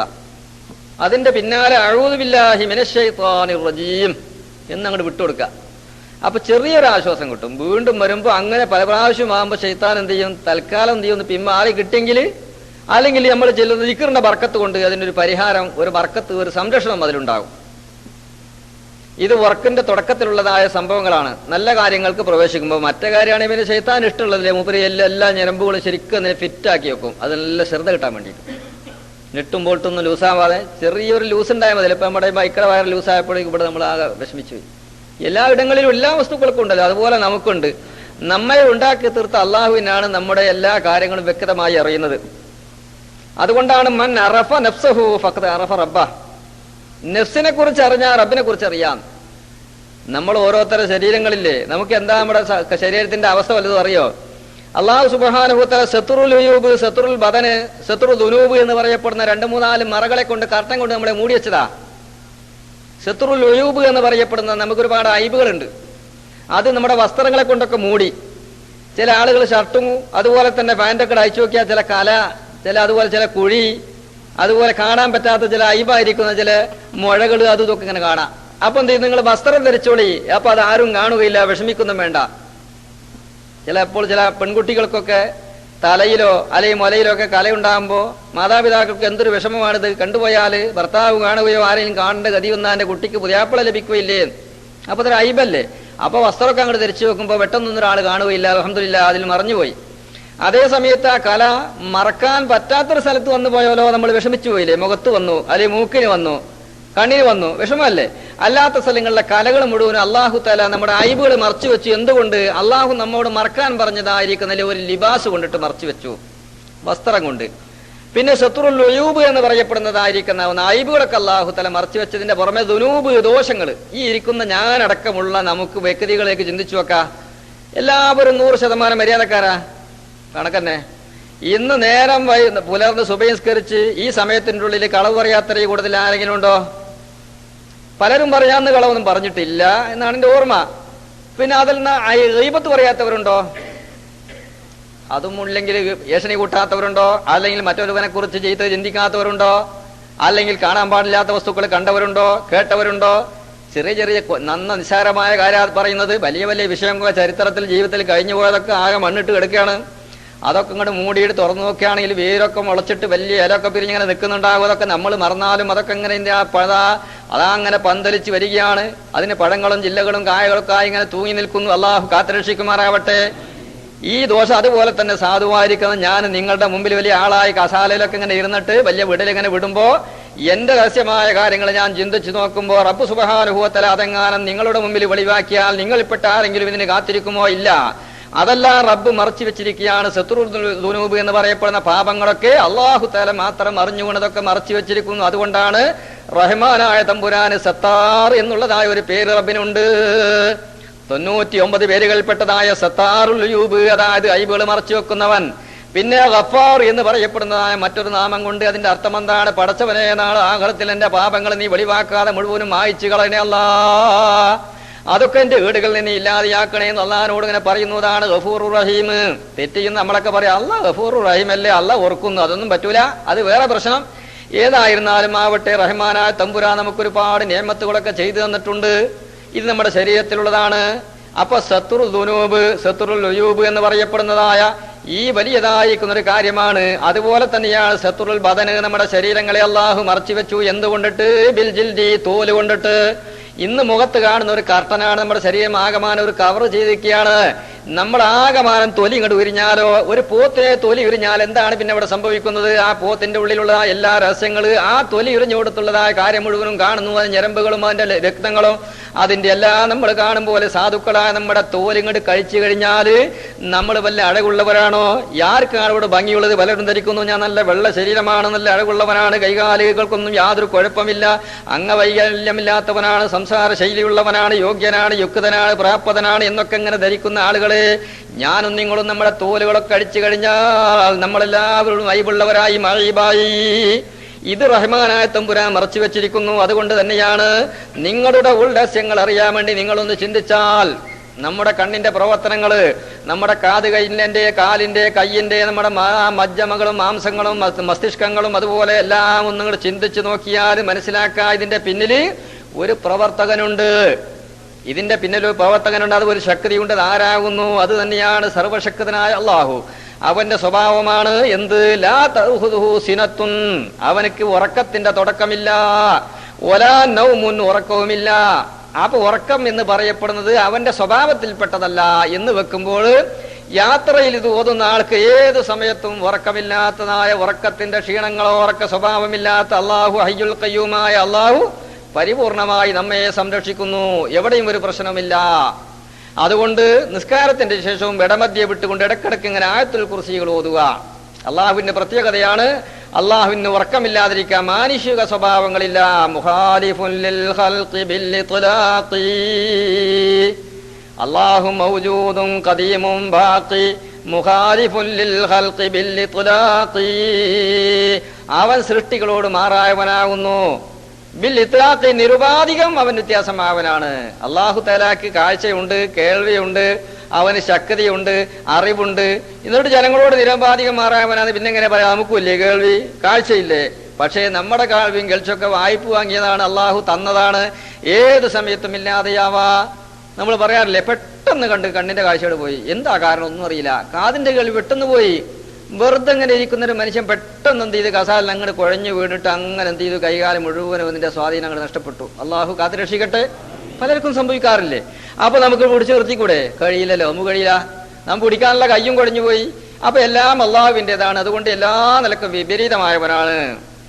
സാധാരണയില് മറ്റുള്ള ജനങ്ങൾക്കുണ്ട് ഒരു ശിവരാത്രി, കേട്ടില്ലേ നിങ്ങൾ? ശിവരാത്രി, ശിവൻ രാത്രി എന്ന് പറഞ്ഞാൽ ശിവൻ ഉറങ്ങാത്ത രാത്രി എന്നാ. ആ ഒരു ദിവസം മൂപ്പര് 24 മണിക്കൂർ സമയം ഉറങ്ങാതെ കഷ്ടപ്പെട്ട് ജനങ്ങളെ കാത്തു സംരക്ഷിക്കാൻ വേണ്ടി കാത്തിരിക്കും. അത് കഴിഞ്ഞാലോ ഒരു ഒറ്റ ഉറക്ക 360 ദിവസവും 66 ദിവസമാണെങ്കിൽ ഒരു ദിവസം അല്ലാതെ ബാക്കി ദിവസം ഉറങ്ങും. എന്തുറക്കാനുള്ളത്? അപ്പൊ എന്തുറക്കാൻ? അള്ളാന്റെ ഉറക്കല്ല, പടച്ചോനാണല്ലോ. പടച്ചോന്റെ ഉറക്കാകുമ്പോൾ പടപ്പുകളായിട്ട് എതിരാണ് അവിടെയല്ലോ. അങ്ങനെ കിടന്ന് പറയും, ഇപ്പോഴും ഉറങ്ങാൻ ഞാൻ ശിവരാത്രി തന്നെയാൾ കൊണ്ടുവരുള്ളൂ. നമ്മൾ വിശ്വസിക്കുന്നതായിരിക്കുന്ന അള്ളാഹുവിന് പ്രത്യേകമായ സ്വഭാവ ശൈലികളും പ്രകൃതി വ്യത്യാസങ്ങളൊക്കെ ഉണ്ടായത് കൊണ്ട് അവന് ഉറക്കുക എന്നുള്ള സ്വഭാവമില്ല. അത് പിന്നെ എങ്ങനെ ചിന്തിച്ചു നോക്കേണ്ട ആവശ്യം നമുക്കിവിടെ വരുന്നില്ല. നമുക്കാണെങ്കിലോ ഉറങ്ങാതെ ജീവിക്കാനും കഴിയുകയില്ല. അള്ളാഹു ഖുർആനിൽ പറഞ്ഞെന്താ, വജഅൽനാ നൗമക്കും സുബാത്താ, നിങ്ങളുടെ ഉറക്കം നിങ്ങൾക്ക് സുബാത്താണ്. ആ ഇസ്തിറാഹത്തുൽ ലി അബ്ദാനിക്കും, നിങ്ങളുടെ ശരീര സംരക്ഷണത്തിന്റെ വിശ്രമം അതില്ലെങ്കിൽ നിങ്ങൾ ആകമാകം കേടുവന്നു പോകും. ഉറങ്ങാൻ കഴിയാതെ വന്നാൽ കേടുവന്നു പോകും, നാശമാണ്, ഭ്രാന്തനായി പോകും. ചിലപ്പോൾ മാനസിക രോഗികൾ അധികം ഉറങ്ങുകയില്ല. ചില മാനസിക രോഗികൾ, ചിലര് മാനസിക രോഗം വന്നാൽ കൂടുതൽ ഉറങ്ങും ചെയ്യും. അധിക മാനസിക രോഗികൾ ഉറങ്ങുകയില്ല. അപ്പോൾ വലിയതായ പ്രശ്നങ്ങളൊക്കെ ഉണ്ടാകും. അപ്പോൾ നിങ്ങൾക്ക് ജീവിതത്തിലുള്ള നിലനിൽപ്പിന് ഒരു കോർവുകളൊക്കെ നഷ്ടപ്പെട്ടു പോയേക്കാം. ഏതായിരുന്നാലും ഞാൻ പറഞ്ഞു വരുന്നത്, യാത്ര എന്ന് പറയപ്പെടുന്ന സമയങ്ങളിൽ എന്ന് മാത്രമല്ല, അവന്റെ നിസ്കാരത്തിന്റെ ശേഷം ആയത്തുൽ കുർസി ഓതൽ സുന്നത്തുണ്ട്, ആമന റസൂലു ഓതൽ സുന്നത്താണ്. അതുപോലെ തന്നെയാണ് ഖുലില്ലാഹുമ്മ മാലിക്കൽ മുൽക്കി ഇന്നദ്ദീന ഇൻദല്ലാഹിൽ ഇസ്ലാം, അതൊക്കെ അതിന്റെ ഔറാദുകളിൽപ്പെട്ടതാ. ഓതുന്നവർക്ക് ഓതാ, ചെയ്താൽ അതിനുള്ള പ്രതിഫലങ്ങളും അതിനുള്ള ഗുണങ്ങളൊക്കെ നമുക്ക് ലഭിക്കും. ഇല്ലെങ്കിലോ അതൊന്നൊക്കെ നഷ്ടപ്പെട്ടു പോയി, നിർഭാഗ്യവാനായി എന്ന് അതിനെ പറയാനുള്ളൂ. ഒരുപാടുണ്ട്. അതിൽപ്പെട്ടതാണ് ആയത്തുൽ കുർസി ഓതുക. അത് യാത്രയിൽ നിങ്ങൾ ശ്രദ്ധിക്കണം. യാത്രയിൽ പൊതുവെ ദിക്റുകളെ കൊണ്ടാണ് യാത്രയുടെ സംരക്ഷണം എന്ന് നബി സല്ലല്ലാഹു അലൈഹി വസല്ലം പറഞ്ഞു. അറബി രാജ്യത്ത് ജീവിക്കുന്ന നമുക്കറിയാം. നമ്മൾ ദുബൈയിലൊക്കെ പോകുമ്പോൾ രണ്ട് സൈഡിലതാ. അതുപോലെ സിലയിലേക്ക് പോകുമ്പോഴും ഹജ്ജിന് പോകുമ്പോഴൊക്കെ രണ്ട് സൈഡിലുള്ള ആ പ്രത്യേകമായ ബോർഡ് എഴുതി, ഉദ്കുറുല്ലാഹ ഖൂലു ലാ ഇലാഹ ഇല്ലല്ലാഹ് സല്ലു അലൻ നബി സല്ലല്ലാഹു അലൈഹി വസല്ലം ഖൂലു ലാ ഹൗല വലാ ഖുവത ഇല്ലാ ബില്ലാഹിൽ അലിയിൽ അളീം, പൈസ ചെലവാക്കി ബോർഡ് എഴുതി വെച്ചിട്ടുണ്ട്. എന്തിനാ അത് എഴുതി വെച്ചിട്ടുള്ളത്? ആർക്കും അറിയാത്ത കൊണ്ടല്ല. ഇതാ നിങ്ങൾ ഓടുന്നത്, ഇതാ നടുതോട്ടിലൂടെ ഓടുന്ന വാഹനത്തിൽ എന്തും സംഭവിക്കാ, നിങ്ങൾ ദിക്ർ ചൊല്ലിക്കോ, നിങ്ങൾക്ക് രക്ഷയുണ്ട് എന്നാ ബുദ്ധിയുള്ള ആളുകൾ ചിന്തിക്കാൻ വേണ്ടിയാണ്. അവിടെ എഴുതി വെച്ചിരുന്നത് വായിക്കാൻ വേണ്ടിയല്ല, അവിടെ ദിക്ർ ചെല്ലാൻ വേണ്ടിയാണ്. നിങ്ങൾ ഓടുന്നതായ ഈ വിശാലമായ മരുഭൂമിയിലൂടെ നിങ്ങളുടെ വാഹനം ഏത് സമയത്തും അതിന്റെ നെട്ടുബോട്ടുകൾ ലൂസായി കഴിഞ്ഞാൽ തെറിച്ചു പോകുന്നതാണ്. ആ വട്ടുതിരിക്കുന്നതായിരിക്കുന്ന ഡ്രൈവറുടെ നിയന്ത്രണം വിട്ടുകൊണ്ട് തെറിച്ചു പോകും, അപകടങ്ങൾ സംഭവിക്കും. എല്ലാ ദിവസങ്ങളിലും മരണങ്ങൾ വായിക്കുന്ന ചെറുപ്പക്കാരായ മുസ്ലിമീങ്ങളും അമുസ്ലിമീങ്ങളായ ആളുകൾ, നല്ല യോഗ്യന്മാരായ ആളുകൾ കടലാസിൽ ഇങ്ങനെ പോട്ടമായിട്ട് ജീവനോടുകൂടെ ഇരിക്കുമ്പോൾ ഇരിക്കുന്നെന്താ, അവിടെ വാഹനം ഇടിച്ചു, ഇവിടെ തട്ടി, അവിടെ പൊട്ടി, അവിടെ മറിഞ്ഞു. ഇന്നൊക്കെ ഇങ്ങനെ നമ്മൾ വായിക്കുന്നത് നമുക്ക് രക്ഷപ്പെടാൻ വേണ്ടി നാം ദിക്റുകളെ കൊണ്ട് ജോലിയാവുക. ഒരു വാഹനത്തിൽ പോകുന്നതായിരിക്കുന്ന ആ വാഹനത്തിൽ ഒരാളെങ്കിലും ദിക്ർ ചെല്ലുന്ന ആളാണെങ്കിൽ അള്ളാഹുവിന്റെ സംരക്ഷണം ഉണ്ടാകും എന്നാണ് നബിതങ്ങൾ പഠിപ്പിക്കുന്നത്. അതുകൊണ്ട് യാത്ര പോകാൻ ഉദ്ദേശിക്കുന്ന ആളുകളെ പ്രത്യേകമായി ശ്രദ്ധിക്കണം. നാട്ടിൽ പോകുന്ന സമയത്തും നിങ്ങൾ വാഹനവുമായി ബന്ധപ്പെടുമ്പോൾ വളരെ ശ്രദ്ധിക്കണം. അതിന് സബ്ജക്റ്റ് വരാനിരിക്കുകയാണ്.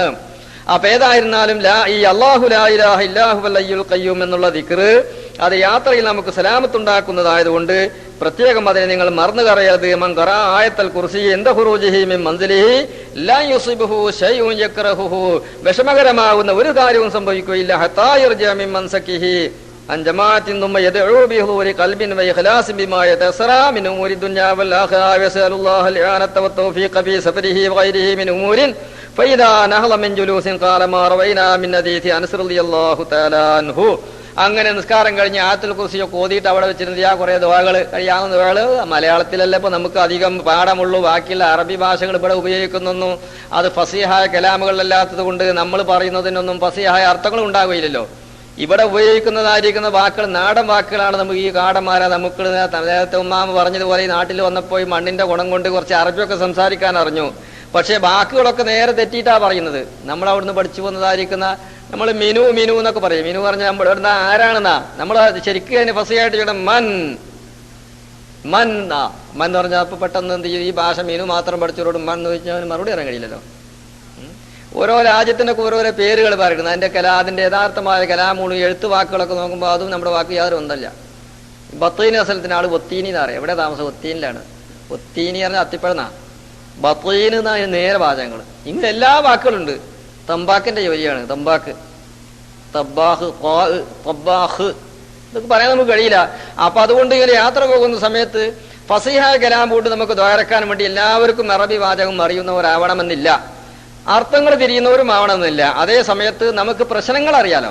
ആ പ്രശ്നങ്ങൾ അള്ളാഹിനോട് പറയാം, പഠിച്ചവനെ ഞാൻ യാത്ര പോവുകയാണ്, എന്റെ യാത്ര നീ സമാധാനവും സന്തോഷകരവും നിന്റെ പൂർണ്ണമായ തൃപ്തിയും ആക്കി തീർക്കണം. പഠിച്ചവനെ എനിക്ക് ആഫിയത്ത് വേണം, എന്റെ കുടുംബാദികൾക്കും എന്റെ ആളുകൾക്കും എല്ലാ എന്റെ സമ്പത്തിനും എന്റെ സന്തതികൾക്കും അതുപോലെ എന്റെ സഹപാഠികൾക്കും കൂട്ടുകാർക്കും കുടുംബങ്ങൾക്കും ഒക്കെ നീ നല്ലത് ചെയ്യണമെന്ന് അള്ളാഹിനോട് എന്തെങ്കിലും കുറഞ്ഞ സമയങ്ങളെ കൊണ്ട് കുറെ കാര്യങ്ങൾ എന്ത് ചെയ്യുക, വളരെ വേഗത്തിൽ അള്ളാഹുവിന്റെ മുമ്പിൽ അങ്ങോട്ട് അവതരിപ്പിച്ചു കൊണ്ടിട്ട് യാത്ര പുറപ്പെടുക. ഈ നിസ്കാരവും ഇതെല്ലാം കഴിഞ്ഞുകൊണ്ടിട്ട് അവിടെ ഇറങ്ങുക.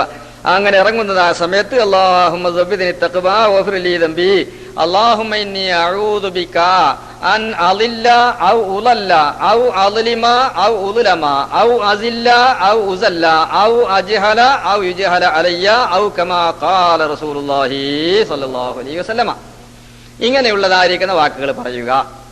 ഇത് യാത്രയുടെ തുടക്കത്തിലായി അങ്ങോട്ട് ഇറങ്ങുന്നതായ സമയത്ത് അവൻ ഓതുക. ഇതിപ്പോ അറബി ഓതാന്നുള്ളത് നമുക്ക് പെട്ടെന്ന് കഴിയുന്ന കാര്യമല്ല. പെട്ടെന്ന് ഇപ്പൊ അറബി വാചകം പഠിക്കാന്നുള്ള സാഹചര്യവും നമുക്ക് എളുപ്പമുള്ളതല്ല.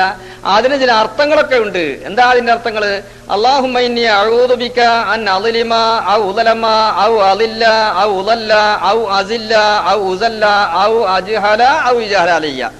അതിന്റെ അർത്ഥം അല്ലാഹുമ്മ ഇന്നി അഊദു ബിക അൻ അളിമ ഔ ഉളലമ, അല്ലാഹുവേ ഞാൻ എന്റെ യാത്രയില് ഒരു മനുഷ്യനെ അക്രമമായി അതിക്രമമായി അനധികൃതമായി വാക്കുകളെ കൊണ്ടോ പ്രവൃത്തികളെ കൊണ്ടോ ഞാൻ അതിക്രമിച്ച് കിടക്കുന്ന ഒരു സ്വഭാവം എന്നിൽ നീ ഉണ്ടാക്കി വെക്കല്ല തമ്പുരാനെ. എന്നെ കൊണ്ട് ആർക്കും ഒരു കഷ്ടപ്പാട് ബുദ്ധിമുട്ടുകൾ വാക്ക് പ്രവർത്തനങ്ങൾ ഒന്നും സംഭവിക്കല്ലേ അല്ലാഹ് പടച്ചവനോട് ദ്വാരക്ക. ആ ഉലമ അല്ലെങ്കിൽ വേറെ ഒരാൾ എന്നെ ആക്രമിച്ച് വാക്ക് പറയൽ കൊണ്ടോ പ്രവർത്തിക്കലുകൊണ്ടോ ഞാൻ അവന്റെ അക്രമത്തിന് വിധേയനാകുന്ന ഒരു പരീക്ഷണവും എനിക്ക് നീ തരല്ലേ അല്ലാഹ്. രണ്ടാമത്തെ വാക്ക് അല്ലാഹുമ്മ ഇന്നി അഊദു ബിക അൻ അളിമ ഉലമ ഔ അളില്ല ഉളല്ല, അള്ളാഹുവേ ഞാൻ വഴിപിഴക്കൽ കൊണ്ടിട്ടോ വാക്ക് പിഴക്കൽ കൊണ്ടോ എന്റേതായ ലക്ഷ്യം പിഴക്കൽ കൊണ്ടോ പിഴച്ചു പോകുന്നതായ ഒരവസ്ഥ എന്നിൽ എത്തിക്കല്ലേ. ആ ഉളല്ല അല്ലെങ്കിൽ വേറെ ഒരാളിനെ പിഴപ്പിക്കാൻ എന്തിലൊക്കെ പറഞ്ഞ് അയാൾ പിഴപ്പിക്കുന്ന അയാൾ ആ പിഴവിൽ ഞാൻ കുടുങ്ങിപ്പോകുന്നതായ ഒരു പരാജയം എനിക്ക് നീ തരല്ലേ പടച്ചോനെ എന്ന് നമ്മൾ എന്ത് ചെയ്യുക? അള്ളാഹിനോട് ദ്വാരക്കുക. ആ അസില്ല ആ ഉസല്ല, അല്ലെങ്കിൽ ആലോചന കൊണ്ട് വല്ല പതറലോ ചെതറലോ ചലനങ്ങളൊക്കെ വന്നിട്ട് സത്യത്തെ വിട്ടുകൊണ്ട് ഞാൻ തെറ്റിപ്പോകുന്നതായ ഒരു പരീക്ഷണം എന്നെ നീ കൊടുക്കല്ല തമ്പുരാനെ. എന്റെ വാക്കുകളെ കൊണ്ടോ എന്റെ ചലനം കൊണ്ടോ അത് കണ്ട് വേറെ ഒരാൾ കുടുങ്ങിപ്പോകുന്നതായ ഒരു സാഹചര്യവും സാധുവായി എനിക്ക് നീ തരല്ലേ അല്ലാഹ്. ഔ അജ്ഹല ഔ യുജ്ഹല അലയ്യ, അല്ലെങ്കിൽ ഞാൻ ജാഹിലാവുക, വിവരക്കേട് പറയുക, വിവരക്കേട് ചെയ്യുക, വിവരദോഷങ്ങൾക്ക് വിവരമുണ്ട് എന്ന് മനസ്സിലാക്കിയിട്ട് ഞാൻ വലിയ ആളായിട്ട് ഞാൻ അങ്ങോട്ട് പ്രവർത്തിക്കുക, അങ്ങനെയുള്ളതായ ഒരു വിവരക്കേട് ചെയ്യുന്ന ജഹാലത്ത് എനിക്ക് നീ തരല്ലേ. ആ യുജ്ഹല അലയ്യ, അല്ലെങ്കിൽ വേറെ ഒരുത്തന്റെ വിവരക്കേട് പറഞ്ഞിട്ട് ഞാൻ അവന്റെ വിവരദോഷത്തിൽ കുടുങ്ങിയിട്ട് വിവരമില്ലാത്തവനായി പോവുക എന്ന് പറയുന്ന ഒരു പരാജയം എനിക്ക് തരല്ലേ അല്ലാ എന്ന് ദ്വാരന്നിട്ട് അങ്ങോട്ട് ബിസ്മില്ലാഹിർ റഹ്മാനിർ റഹീം എന്ന് പറയുന്ന ഒരൊറ്റ ഇറക്കം. അല്ലാഹുമ്മ ഇന്നി ജലി ഞാൻ പറഞ്ഞപ്പോ കാണാൻ പഠിഞ്ഞേക്ക് പഠിഞ്ഞോ ഇല്ലേ? അത്ര 2-3 വട്ടം പറഞ്ഞു പഠിഞ്ഞില്ലല്ലേ? ഞാൻ പറഞ്ഞു നോക്കാം. അല്ലാഹുമ്മ ഇന്നി അഊദു ബിക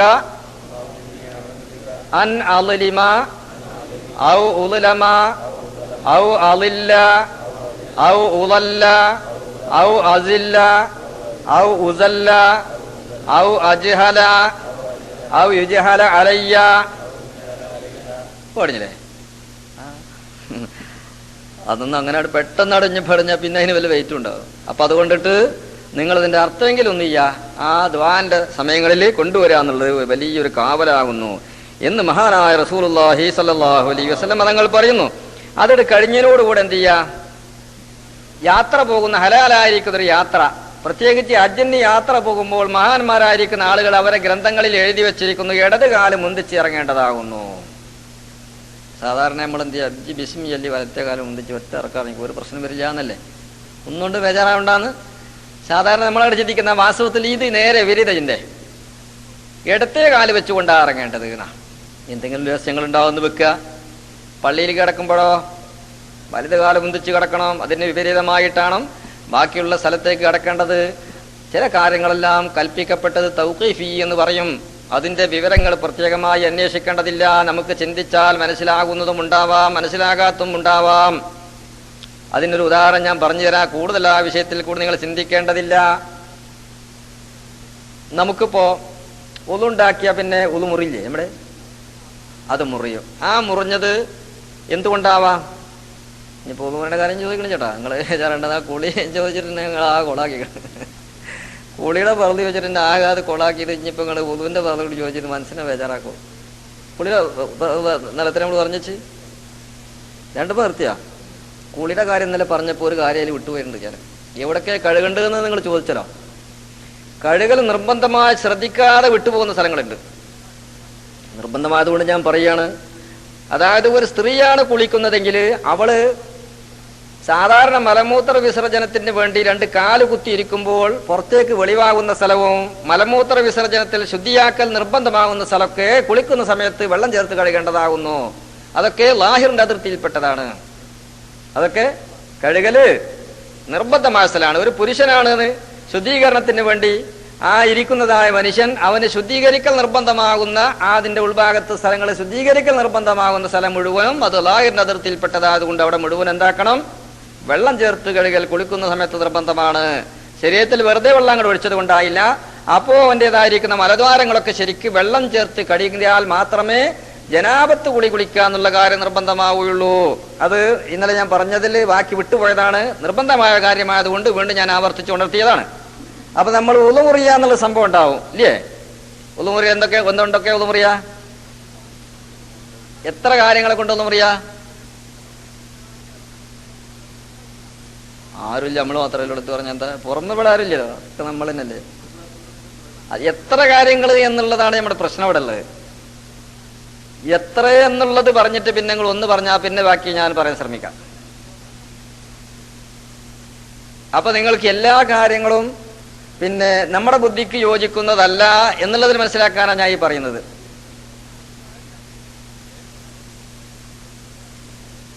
ഇത്ര കാര്യം ഓർമ്മല്ലേ? അത് വെറുതെയാണ്, വെറുതെ സ്വീപ്പാക്ക.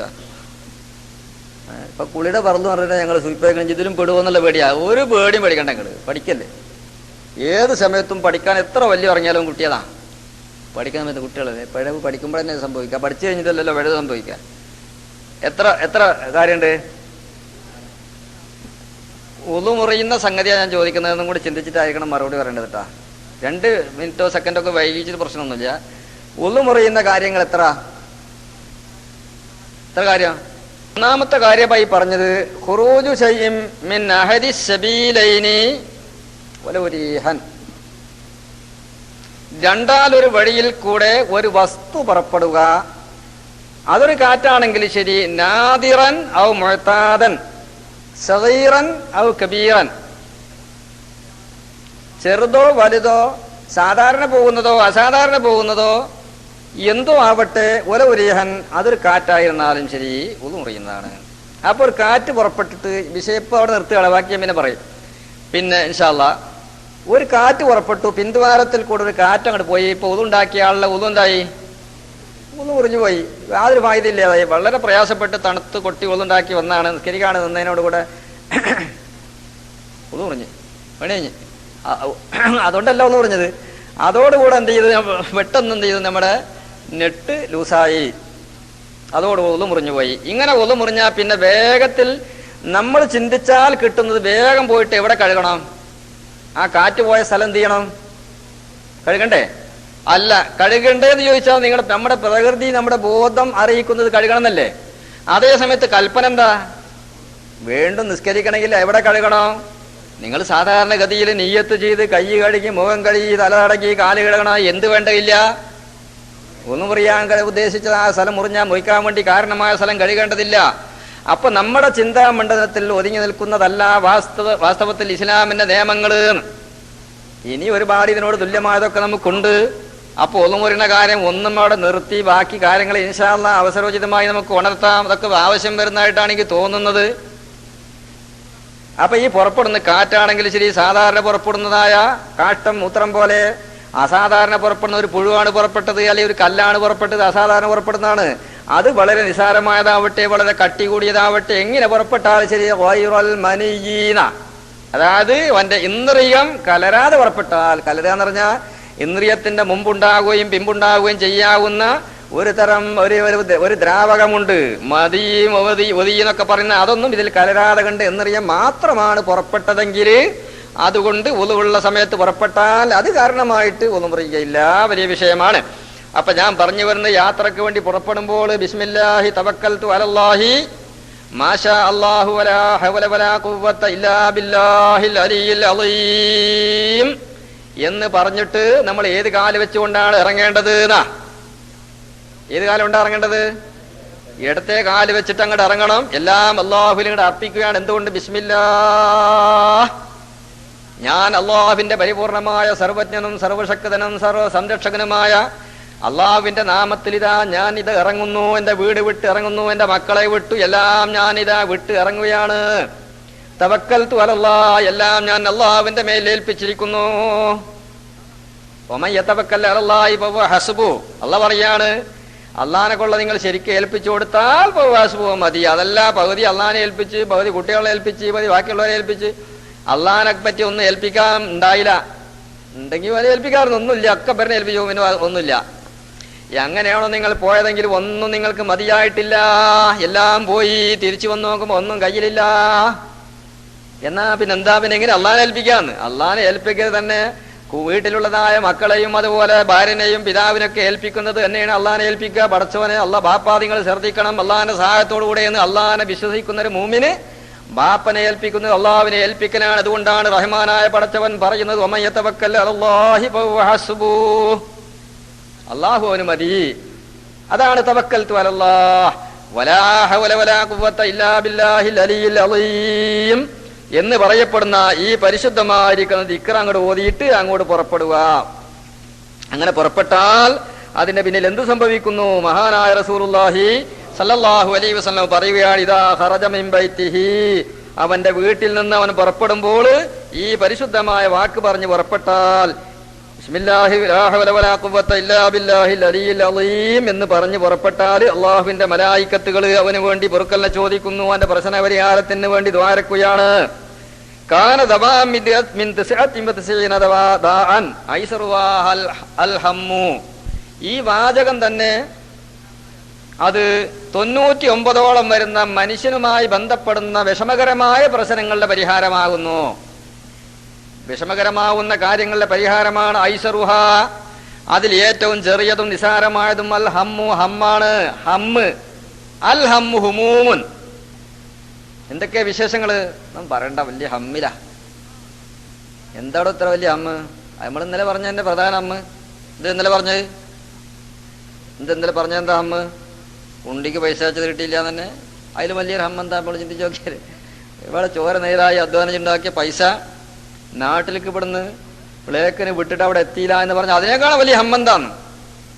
ജോലിയിൽ ഹമ്മുണ്ടാവാം, മക്കളിലുണ്ടാവാം, ശരീരത്തിലുണ്ടാവാം, കുടുംബത്തിലുണ്ടാവാം, ഭാര്യമാരെ സംബന്ധിച്ചോ മാതാപിതാക്കളെ സംബന്ധിച്ചോ ഒരു മനുഷ്യ ജീവിതത്തിൽ പല നിലക്കുള്ള ഹമ്മകൾ ഉണ്ടാവാം. ലാ ഹൗല വലാ ഖുവത ഇല്ലാ ബില്ലാഹിൽ അലിയിൽ അളീം എന്നൊരു മനുഷ്യന്റെ ജീവിതത്തിൽ എന്നും പതിവാക്കുന്ന ഒരു മനുഷ്യനാണെങ്കിൽ ഒരു കാരണത്താലും ഹമ്മിന്റെ പ്രശ്നങ്ങൾ ഉണ്ടാവുകയില്ല. ഉള്ളതായ ഹമ്മ് മുഴുവനും അവനിൽ പിരിഞ്ഞു പോകുന്നതാണ്.